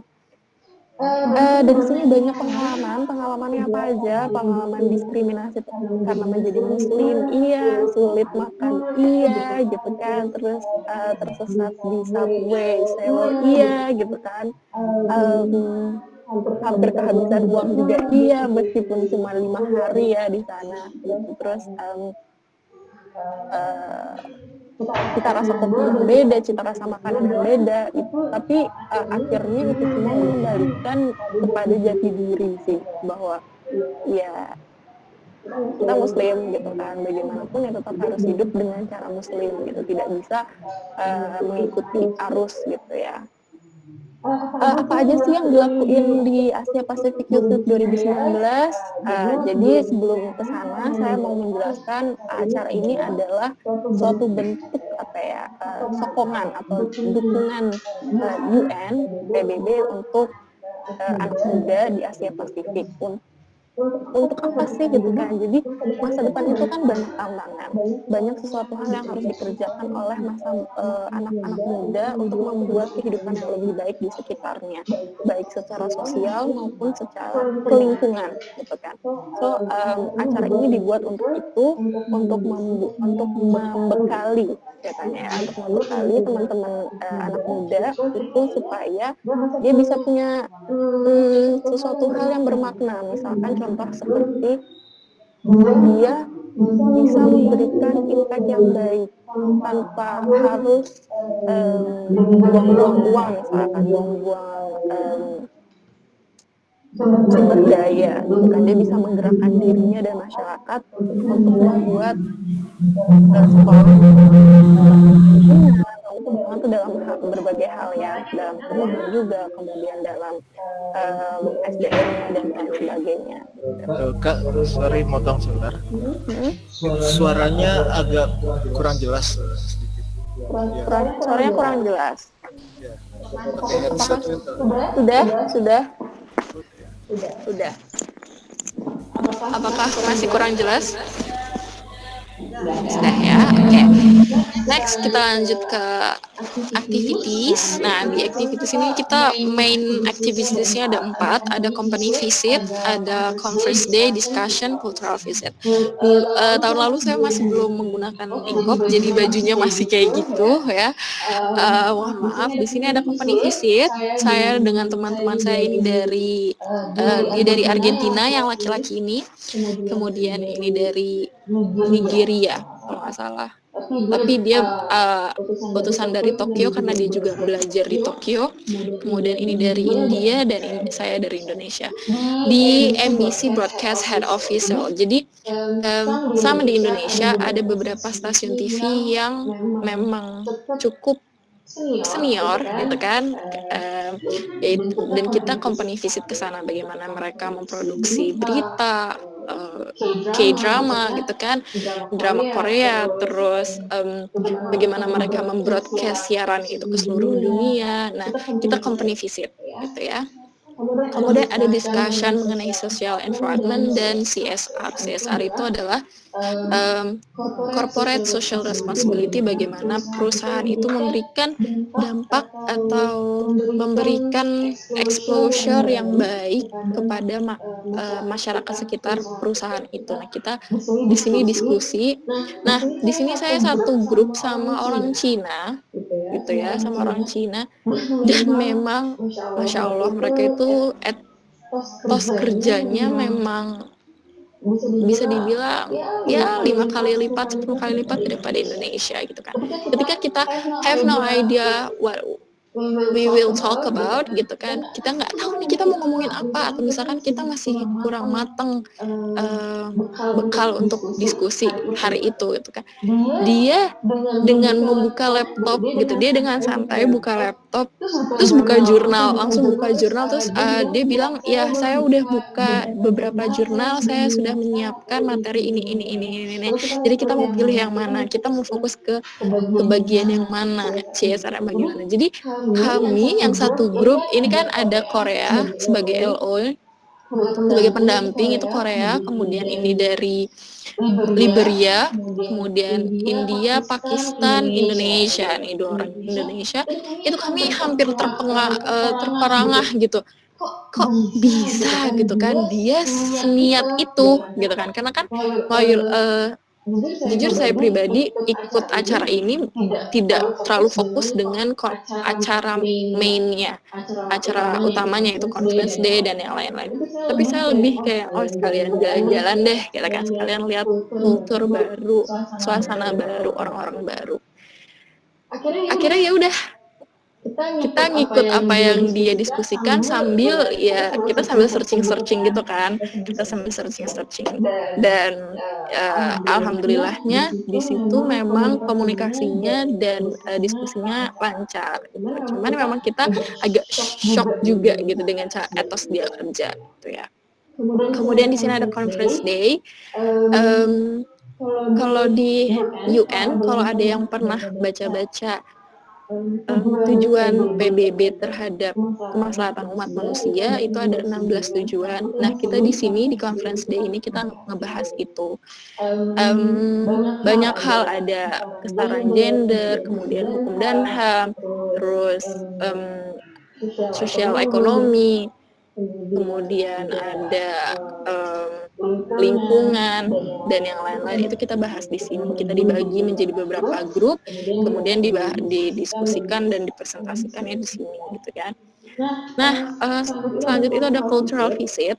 Cultural visit itu ngapain? Kita datang ke salah satu istana yang memang sengaja dilestarikan pemerintah Korea di tengah-tengah kota Seoul. Jadi kalau misalkan di Indonesia, di Jakarta gitu ya, kita cuma punya beberapa spot yang memang masih asli gitu. Misalkan di Situ Babakan gitu kan, itu kan Betawi, itu juga udah banyak yang direnovasi, diperbaharui gitu kan. Nah, kalau di sana memang di pusat kota, betul-betul di pusat kota, tidak dipindahkan. Jadi memang ini dulu pusat pemerintahan di sana, pusat para raja tinggal gitu kan. Jadi ya udah, kanan kirinya gedung pencakar langit yang memang udah modern banget. Nah, mereka masih ada di tengah-tengah ini gitu kan. Ada beberapa palace, ada beberapa istana, dan kita datang salah satunya adalah Gyeongbokgung Palace. Selain itu apalagi, selain itu kita ada cultural visit, bikin kimbap gitu kan, atau sushinya orang Korea, terus terus pakai baju hanbok dan lain sebagainya. Jadi sebenarnya untuk ke Korea sendiri itu bukan sesuatu hal yang impossible, bukan sesuatu hal yang wah ya zaman sekarang, karena memang sudah banyak kemudahan dan fasilitas yang bisa kita capai. Nah, untuk transportasinya gimana selama di sana? Selama di sana sama dengan Bang Dinil, Korea Turki itu kok dia sudah bagus banget. Transportasinya sudah terintegrasi. Ini kalau saya tunjukin kartu kelihatan nggak? Kelihatan ya. Ini namanya T-Money. Ini namanya T-Money. Jadi di Indonesia ada yang namanya Korea Tourism Organization. Saya dapat ini dari kantor itu. Jadi ini sudah diisi kira-kira kalau nggak salah waktu itu 10.000 won. 10.000 won itu bisa saya gunakan untuk bus, subway, kereta bawah tanah, taksi, kemudian beberapa tenan lain misalkan Starbucks, dan lain-lain. Ini cukup membantu karena sebenarnya kalau misalkan kita naik subway terus kita pindah ke bus itu cuma kita nambahin 100 atau 200 won. Jadi nggak mesti pakai apa ya. Kalau di Indonesia kan masih beda-beda tuh LRT beda, terus KRL beda, taksi kita pakai cash gitu kan atau dana e-money. Nah kalau di sana pakai ini gampang banget tinggal tap gitu. Dan bisa di refund, bisa di apa namanya, bisa di top up dan ini gampang banget di top up gitu. Masalah makan gimana Kak di sana? Masalah makan kemarin itu kita sebagai orang Indonesia yang Muslim gitu kan mayoritas itu kita punya prinsip halalkan dengan bismillah gitu kan. Karena walaupun panitianya bilang ini halal kok, ini makanan sudah dirancang untuk halal, tapi kita nggak tahu proses sebelumnya gimana gitu kan. Jadi kita berprinsip itu halalkan dengan bismillah meskipun banyak partisipan atau peserta yang muslim dari beberapa negara lain, mereka makan langsung gitu kan, bahkan mereka makan di restoran makan daging di restoran yang menyediakan daging babi, mereka cuek aja gitu. Jadi memang orang Indonesia lebih religius, lebih memikir, lebih sopan juga. Cuma di sisi lain ya itu tadi masih ada inferior yang rasa inferior yang justru itu malah membahayakan untuk perkembangan orang-orang Indonesia sendiri gitu ya. Kemudian conclusionnya dari sini, coba ubah rasa sakit gitu kan, rasa kekurangan kamu, ketakutan kamu, kekhawatiran kamu itu menjadi kekuatan untuk kamu melangkah ke jenjang yang baru gitu, untuk ke jenjang yang challenge banget buat kamu gitu kan. Karena kita nggak pernah tahu dari situ kita bakal dapet peluang apa aja gitu kan. Di sana jujur saya belajar, saya melatih otak saya untuk berbicara bahasa Inggris itu hampir 24 jam yang sebelumnya belum pernah. So that's very interesting experience for me gitu. Itu suatu pengalaman yang nggak pernah terlupakan sih gitu. Masalah musim plus minus sama dengan Turki gitu kan, ada 4 musim dan kemarin itu ketika saya ke Korea sedang peralihan selesai musim dingin, jadi masih ada dingin-dinginnya gitu, dan meskipun esnya udah hilang tapi dinginnya itu masih kalau suhu itu di bawah 0 derajat gitu. Dan saya pernah melakukan kesalahan, yaitu kesalahan sekaligus kebodohan sih, yaitu buka jendela hotel. Jadi sama aja kayak saya tidur di luar gitu, meskipun udah pakai selimutan udah apa, cuman ya itu tadi karena kebiasaan di Indonesia yang apa ya, nggak terlalu memperhatikan suhu gitu kan, lebih suka yang dingin. Jadi saya sendiri pribadi nggak memperhatikan bahwa ini bakal bisa di bawah 0 gitu. Masalah kultural masyarakatnya di sana itu untuk muslimnya sendiri masih diskriminatif gitu kan. Saya sendiri merasakan ketika waktu itu jalan-jalan, ada suatu kesempatan untuk jalan-jalan, saya dapat tatapan sinis dari warga asli gitu kan. Cuman itu tidak menurunkan ternyata tuh emang Korea senyaman itu gitu kan. Dari punctuality, dari ketepatan waktu, dari kejujuran mereka gitu kan. Jadi saya rasa kalaupun ternyata memang masih diremehkan atau didiskriminasi, at least kita bisa melihat bahwa kita bisa kok jadi salah satu bagian dari mereka yang meskipun susah gitu kan, itu seharusnya bisa mengembalikan identitas kita sebagai muslim gitu, bisa menguatkan lagi rasa persaudaraan kita terhadap muslim yang di sana gitu kan, lebih banyak bersyukur karena nikmat tinggal di Indonesia, nikmat menjadi seorang muslim di lingkungan muslim itu mahal banget gitu di sana gitu kan. Dan kalau misalkan kalian sering lihat drama-drama Korea itu banyak orang ciuman, banyak orang mabuk gitu kan, terus kebersihannya nggak terjamin, ya memang itu ada, tapi di sisi lain kita bisa belajar banyak di Korea dari cara hidupnya, kemudian cara etos kerja dan belajarnya itu Indonesia atau orang-orang Indonesia harus belajar banyak dari Korea gitu. Nah, sekarang langsung masuk ke English and Teach. Jadi saya diminta untuk menjelaskan bagaimana komunikasi ketika saya mengajar gitu, karena kebetulan alhamdulillah saya diamanahkan sebagai guru atau sebagai dosen di salah satu mahasiswa salah satu universitas keperawatan di Jakarta. Nah, awalnya saya hampir menolak posisi itu gitu ya, karena ini bahasa Inggris yang akan diajarkan itu adalah bahasa Inggris untuk keperawatan, bahasa Inggris untuk medis, sedangkan saya sendiri itu belajar bahasa Inggris secara otodidak.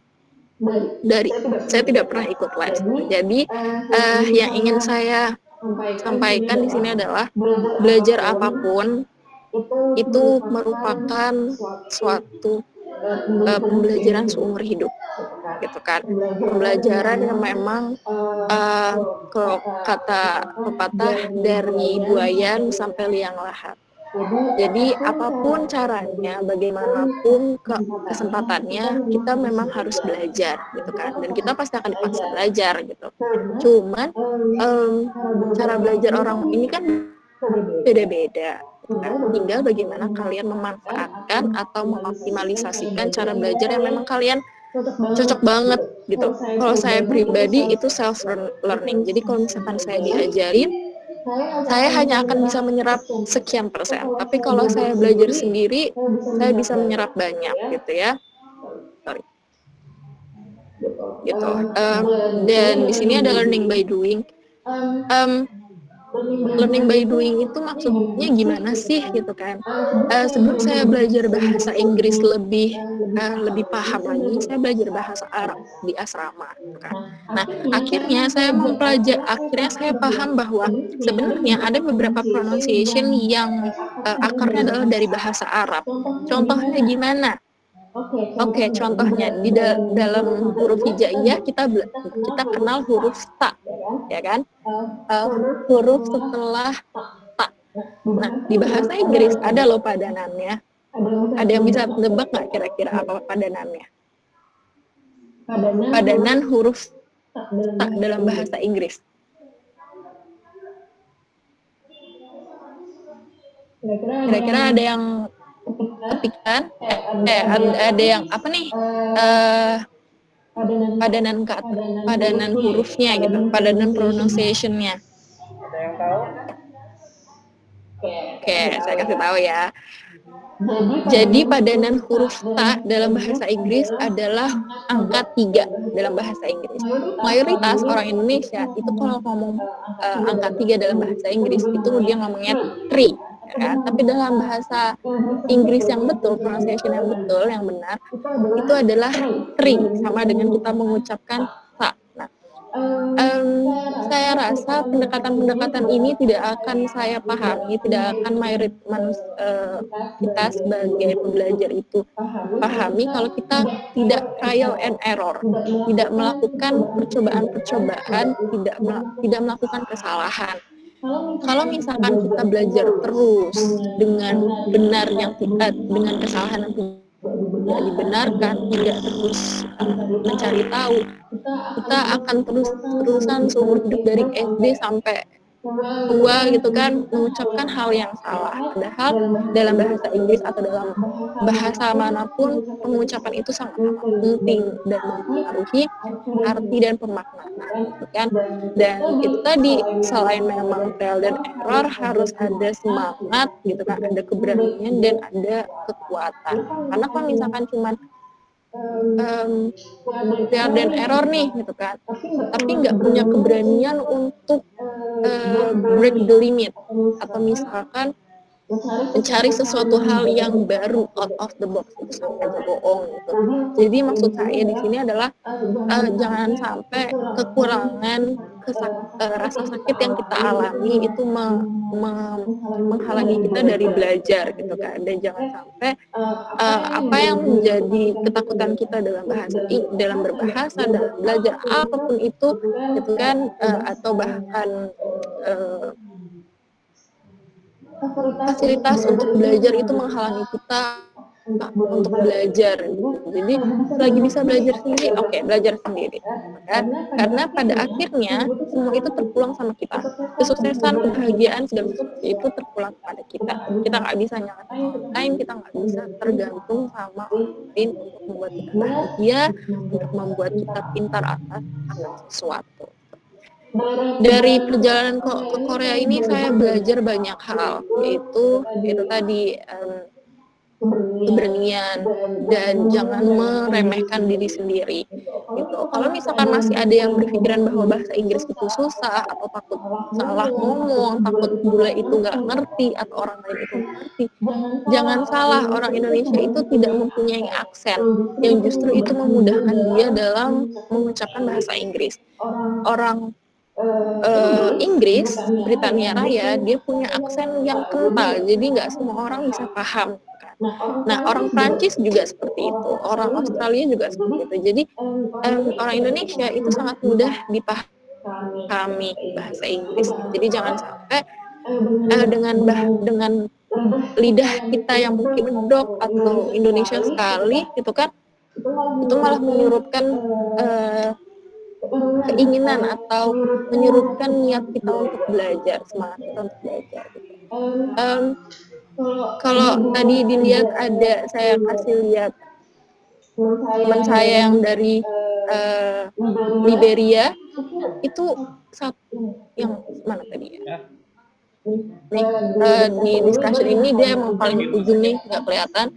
Itu ketika dia ngomong, kita sama sekali nggak ngerti. Kenapa? Karena dia masih kental dengan aksen bahasa ibunya, bahasa aslinya gitu kan. Jadi ketika dia ngomong, dia mengutarakan pendapat, cuman yang jadi dia ngomong apa sih gitu kan. Jadi dia ngomong apa sih? Nah, dia dengan kesulitan atau keterbatasan aksennya aja berani dalam mengucapkan bahasa Inggris, dalam berkomunikasi dalam bahasa Inggris, apalagi kita yang tidak mempunyai aksen gitu. Jadi jangan sampai pikiran-pikiran inferior, pikiran-pikiran negatif itu malah menghukum kita, memenjara kita terhadap apa yang sebenarnya kita tuh bisa capai gitu ya.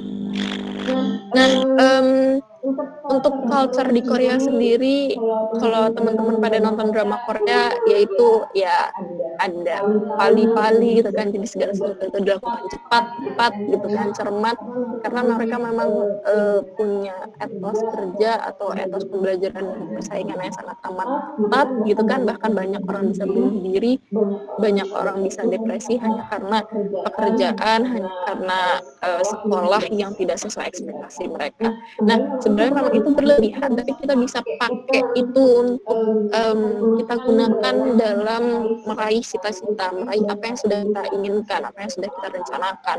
Karena kalau misalkan kita begini-begini aja mental Indonesia gitu kan, yang ya udahlah, ntar aja, ya udahlah, ini aja, itu dulu, ini dulu, kita nggak bakal maju. Kita pasti akan menjadi bangsa Indonesia yang seperti kita bisa lihat sekarang gitu kan, sudah mulai diremehkan, sudah mulai dipandang sebelah mata, dan jangan sampai itu terjadi di masa yang akan datang gitu. Begitu untuk penuturan penjelasan dari saya, sharing dari saya gitu ya. Mungkin bisa saya kembalikan kepada Kak Bang Fikri gitu kan sebagai moderator. Ya, terima kasih Kak Mega untuk pemaparannya. Mungkin dari teman-teman, dari apa tadi yang disampaikan Kak Mega tentang bagaimana pengalaman dia ketika menjadi delegasi di Asia Pasifik Youth Week 2019, dan juga tentang bagaimana tadi belajar untuk bahasa Inggris itu sendiri, mungkin teman-teman ada yang ingin ditanyakan? Saya ingin bertanya Kak Mega. Iya, silakan. Silakan. Nama saya Imtiaz Ahmad. Saya kelas 2 SMA. Saya punya rencana buat kuliah di universitas yang festivalnya ada syaratnya yang ditentukan. Sedangkan sekarang ini bahasa Inggris saya masih kurang bagus lah. Tadi Kak Mega bilang kalau Kak Mega itu belajar self learning ya, belajar sendiri berarti kan. Saya mau tips-tipsnya dong Kak, biar kita belajar sendiri tapi kualitas bahasa Inggris kita bisa naik. Itu aja sih. Terima kasih. Oke, terima kasih.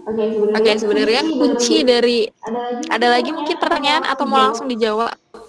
Langsung dijawab aja mungkin Kak. Oke, terima kasih. Jadi sebenarnya self learning yang saya maksud di sini adalah ketika kamu menjadikan segala sesuatu yang kamu suka itu di bahasa Inggris kan, menjadi media kamu belajar. Saya suka nonton TV, saya suka nonton film, saya suka dengar lagu, saya suka baca, dan saya suka memperhatikan orang berinteraksi. Nah itu saya alihkan ke bahasa Inggris gitu. Jadi kalau misalkan saya nonton film, saya nonton bahasa Inggris, dan kalaupun memang masih menggunakan subtitle bahasa Indonesia, that's okay, totally okay, nggak apa-apa.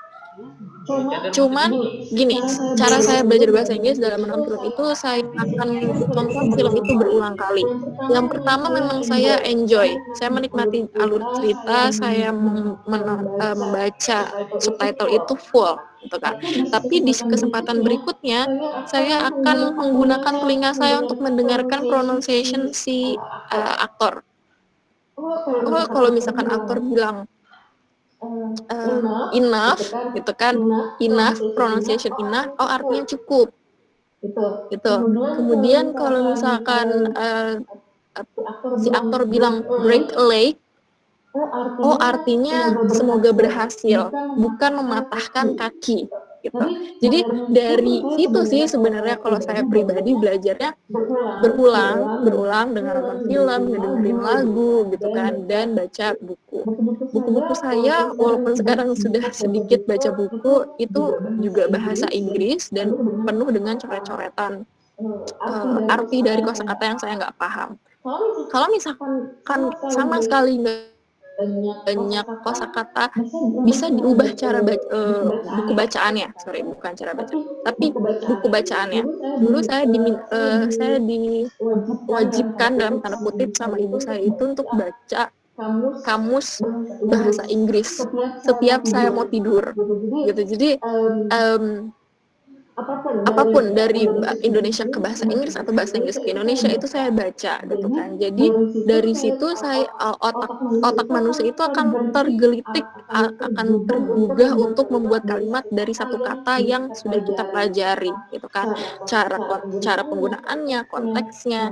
Nah, dari situ akan bisa tuh nambah kosakata 1, 2, kemudian kamu ekspresikan dengan ngobrol sama orang. Kalaupun ternyata memang nggak ada temen untuk diobrolin, ya udah bikin diary, bikin jurnal. Dari situ kamu akan tahu nih cara menggunakan kata, gitu kan, konteksnya gimana, itu struktur dari kalimat, gitu. Jadi sebenarnya kalau dibilang self learning sendiri juga nggak self banget, karena juga tetap butuh partner, karena bahasa itu kan sebenarnya dia kuncinya di interaksi gitu kan.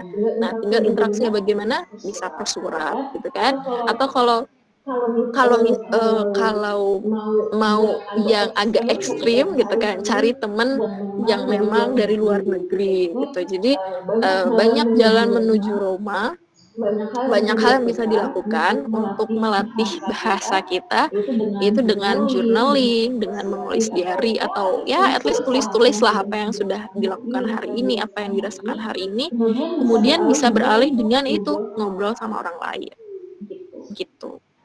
Kalau saya pribadi caranya sih seperti itu gitu. Kalau teman-teman yang lain ditempel kan kosakatanya di barang-barang gitu kan, terus dibikin di tembok. Kalau saya justru nggak bisa kayak gitu, kayak apa ya, kayak jadi berantakan gitu. Tapi kalau misalkan cara yang tadi sudah saya jelaskan, justru itu lebih nyangkut di otak saya. Gitu. Semoga membantu ya jawabannya. Ya, terima kasih Kak. Terima kasih. Ada lagi mungkin? Mungkin dari teman-teman yang lain ada lagi yang mau bertanya mungkin. Silahkan. Apa emang udah paham banget ini nih? Ngantuk ini kayaknya ya. Udah mulai zuhur soalnya ini. Udah pada sarapan belum? Belum katanya. Nanti dapat sarapan makan siang, tenang aja. Oh ya, dirang ini ya, dirang ya. Gitu. Jadi kalau misalkan beasiswa gimana? Silakan Kak. Oke, sebenarnya seperti ditulis tadi, pemerintah Korea itu membuka beasiswa banyak memang, gitu kan. Cuman memang terbatas dengan kemampuan berbahasa Koreanya. Ada yang memberikan les bahasa sebelum perkuliahan dimulai, gitu kan. Ada juga yang memang mewajibkan si aplikannya atau calon mahasiswa ini menguasai bahasa Korea dulu, karena memang balik lagi seperti yang tadi sudah saya jelaskan, bahwa Korea ini termasuk yang agak tertutup gitu. Jadi penggunaan bahasa Inggris untuk kehidupan sehari-hari atau bahkan akademik itu hampir minim. Bahkan kalau mereka bisa bahasa Inggris, mereka tidak ingin menggunakan bahasa Inggris gitu, karena yaitu ketertutupan mereka terhadap sesuatu hal yang baru, sesuatu hal yang memang bukan asli dari mereka gitu. Ketika waktu itu saya tersesat di jalanan Seoul, itu saya mau tanya arah hotel ke salah seorang penduduk gitu lah ya, ada papasan sama orang Korea. Terus ketika saya bilang, can you please show me the direction to my hotel, gitu kan, this hotel, mereka sebelum saya menyelesaikan pertanyaan saya, mereka akan langsung no, I will go gitu.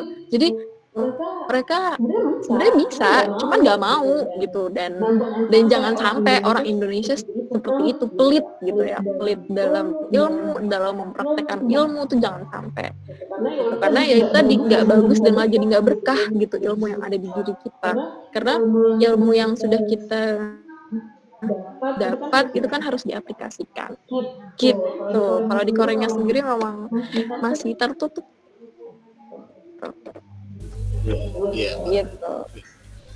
Baik, mungkin dari teman-teman mungkin kalau misalnya udah tidak ada lagi yang mau bertanya, mungkin bisa kira-kira ada closing statement nggak sih? Mungkin kira-kira gimana nih buat teman-teman, gimana caranya seandainya mereka juga mau gitu untuk ikut menjadi delegasi di luar negeri lah, di mancanegara gitu dalam kegiatan-kegiatan internasional.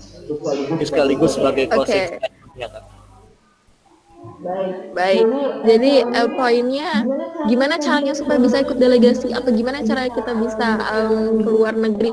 Pertama harus berani, modal nekat, bismillah, sama itu restu orang tua. Karena kalau misalkan nggak ada restu, that's gonna be very horrible, that's gonna be very terrible, bakal bermasalah dan jadi nggak berkah ilmunya gitu kan. Dan closing statement dari saya, ada hadis gitu kan, ihris ala ma yanfa'uka tanfa'uka wasta'in billah wala ta'jaz. Bersungguh-sungguhlah untuk mendapatkan apa yang bermanfaat bagi kamu dan mintalah pertolongan kepada Allah dalam setiap urusan, serta janganlah sekali-kali kamu merasa lemah gitu ya. Jangan sampai merasa minder, merasa inferior, merasa aduh gimana nih, malu buat ini, jangan gitu kan. Kemudian bersemangat itu atas apa yang bermanfaat buat kalian, jangan malah seneng-seneng yang gak bermanfaat, kalian malah semangat ke arah sana gitu ya, karena segala sesuatu akan dipertanggungjawabkan, segala sesuatu itu mempunyai efek gak cuma di dunia tapi di akhirat juga gitu. Kurang lebihnya dari saya mohon maaf. Terima kasih sudah bergabung di sharing hari ini. Billahi taufiq wal hidayah, billahi fisabil haq, fastabiqul khairat. Assalamualaikum warahmatullahi wabarakatuh. Waalaikumsalam warahmatullahi wabarakatuh. Ya, kami ucapkan terima kasih untuk Kak Miga atas segala ilmunya, berbagi sharingnya. Mudah-mudahan bisa bermanfaat buat teman-teman semua. Amin, amin, amin. Ya, teman-teman, mungkin itu aja insya Allah pertemuan kita pada siang hari ini. Mudah-mudahan sedikit banyaknya apa yang kita dapatkan pada hari ini itu mungkin bisa minimal memberikan motivasi kepada kita bagaimana supaya kita mungkin bisa lebih bersemangat lagi dalam kita mencari ilmu, dalam kita mengejar ilmu kemanapun. Jangan hanya di Indonesia, jangan hanya di sini, tapi berjalanlah di muka bumi gitu kan. Fantasiru fil ard, maka berjalanlah di muka bumi, pijakilah segala bumi-bumi Allah. Dan seperti yang tadi disampaikan juga oleh Kak Mega, ikhris ala mayal fa'uka, bersemangat atas segala apa-apa yang pengen kita kejar, apa yang kita inginkan maka kita kejar, kita usahakan, jangan cuma sekedar kepengen terus setelah itu kita lupakan. Mungkin itu kurang lebih teman-teman. Terima kasih banyak atas kehadirannya. Mohon maaf atas segala kekurangannya, atas segala mungkin hal-hal yang kurang berkenan. Mudah-mudahan di lain waktu kita bisa kembali lagi untuk berkolaborasi dalam kegiatan-kegiatan lain yang bisa bermanfaat juga buat kita. Terima kasih. Wassalamualaikum khairat. Assalamualaikum warahmatullahi wabarakatuh. Waalaikumsalam warahmatullahi wabarakatuh. Terima kasih Kak Mega. Langsung saya close mungkin ya. Terima kasih.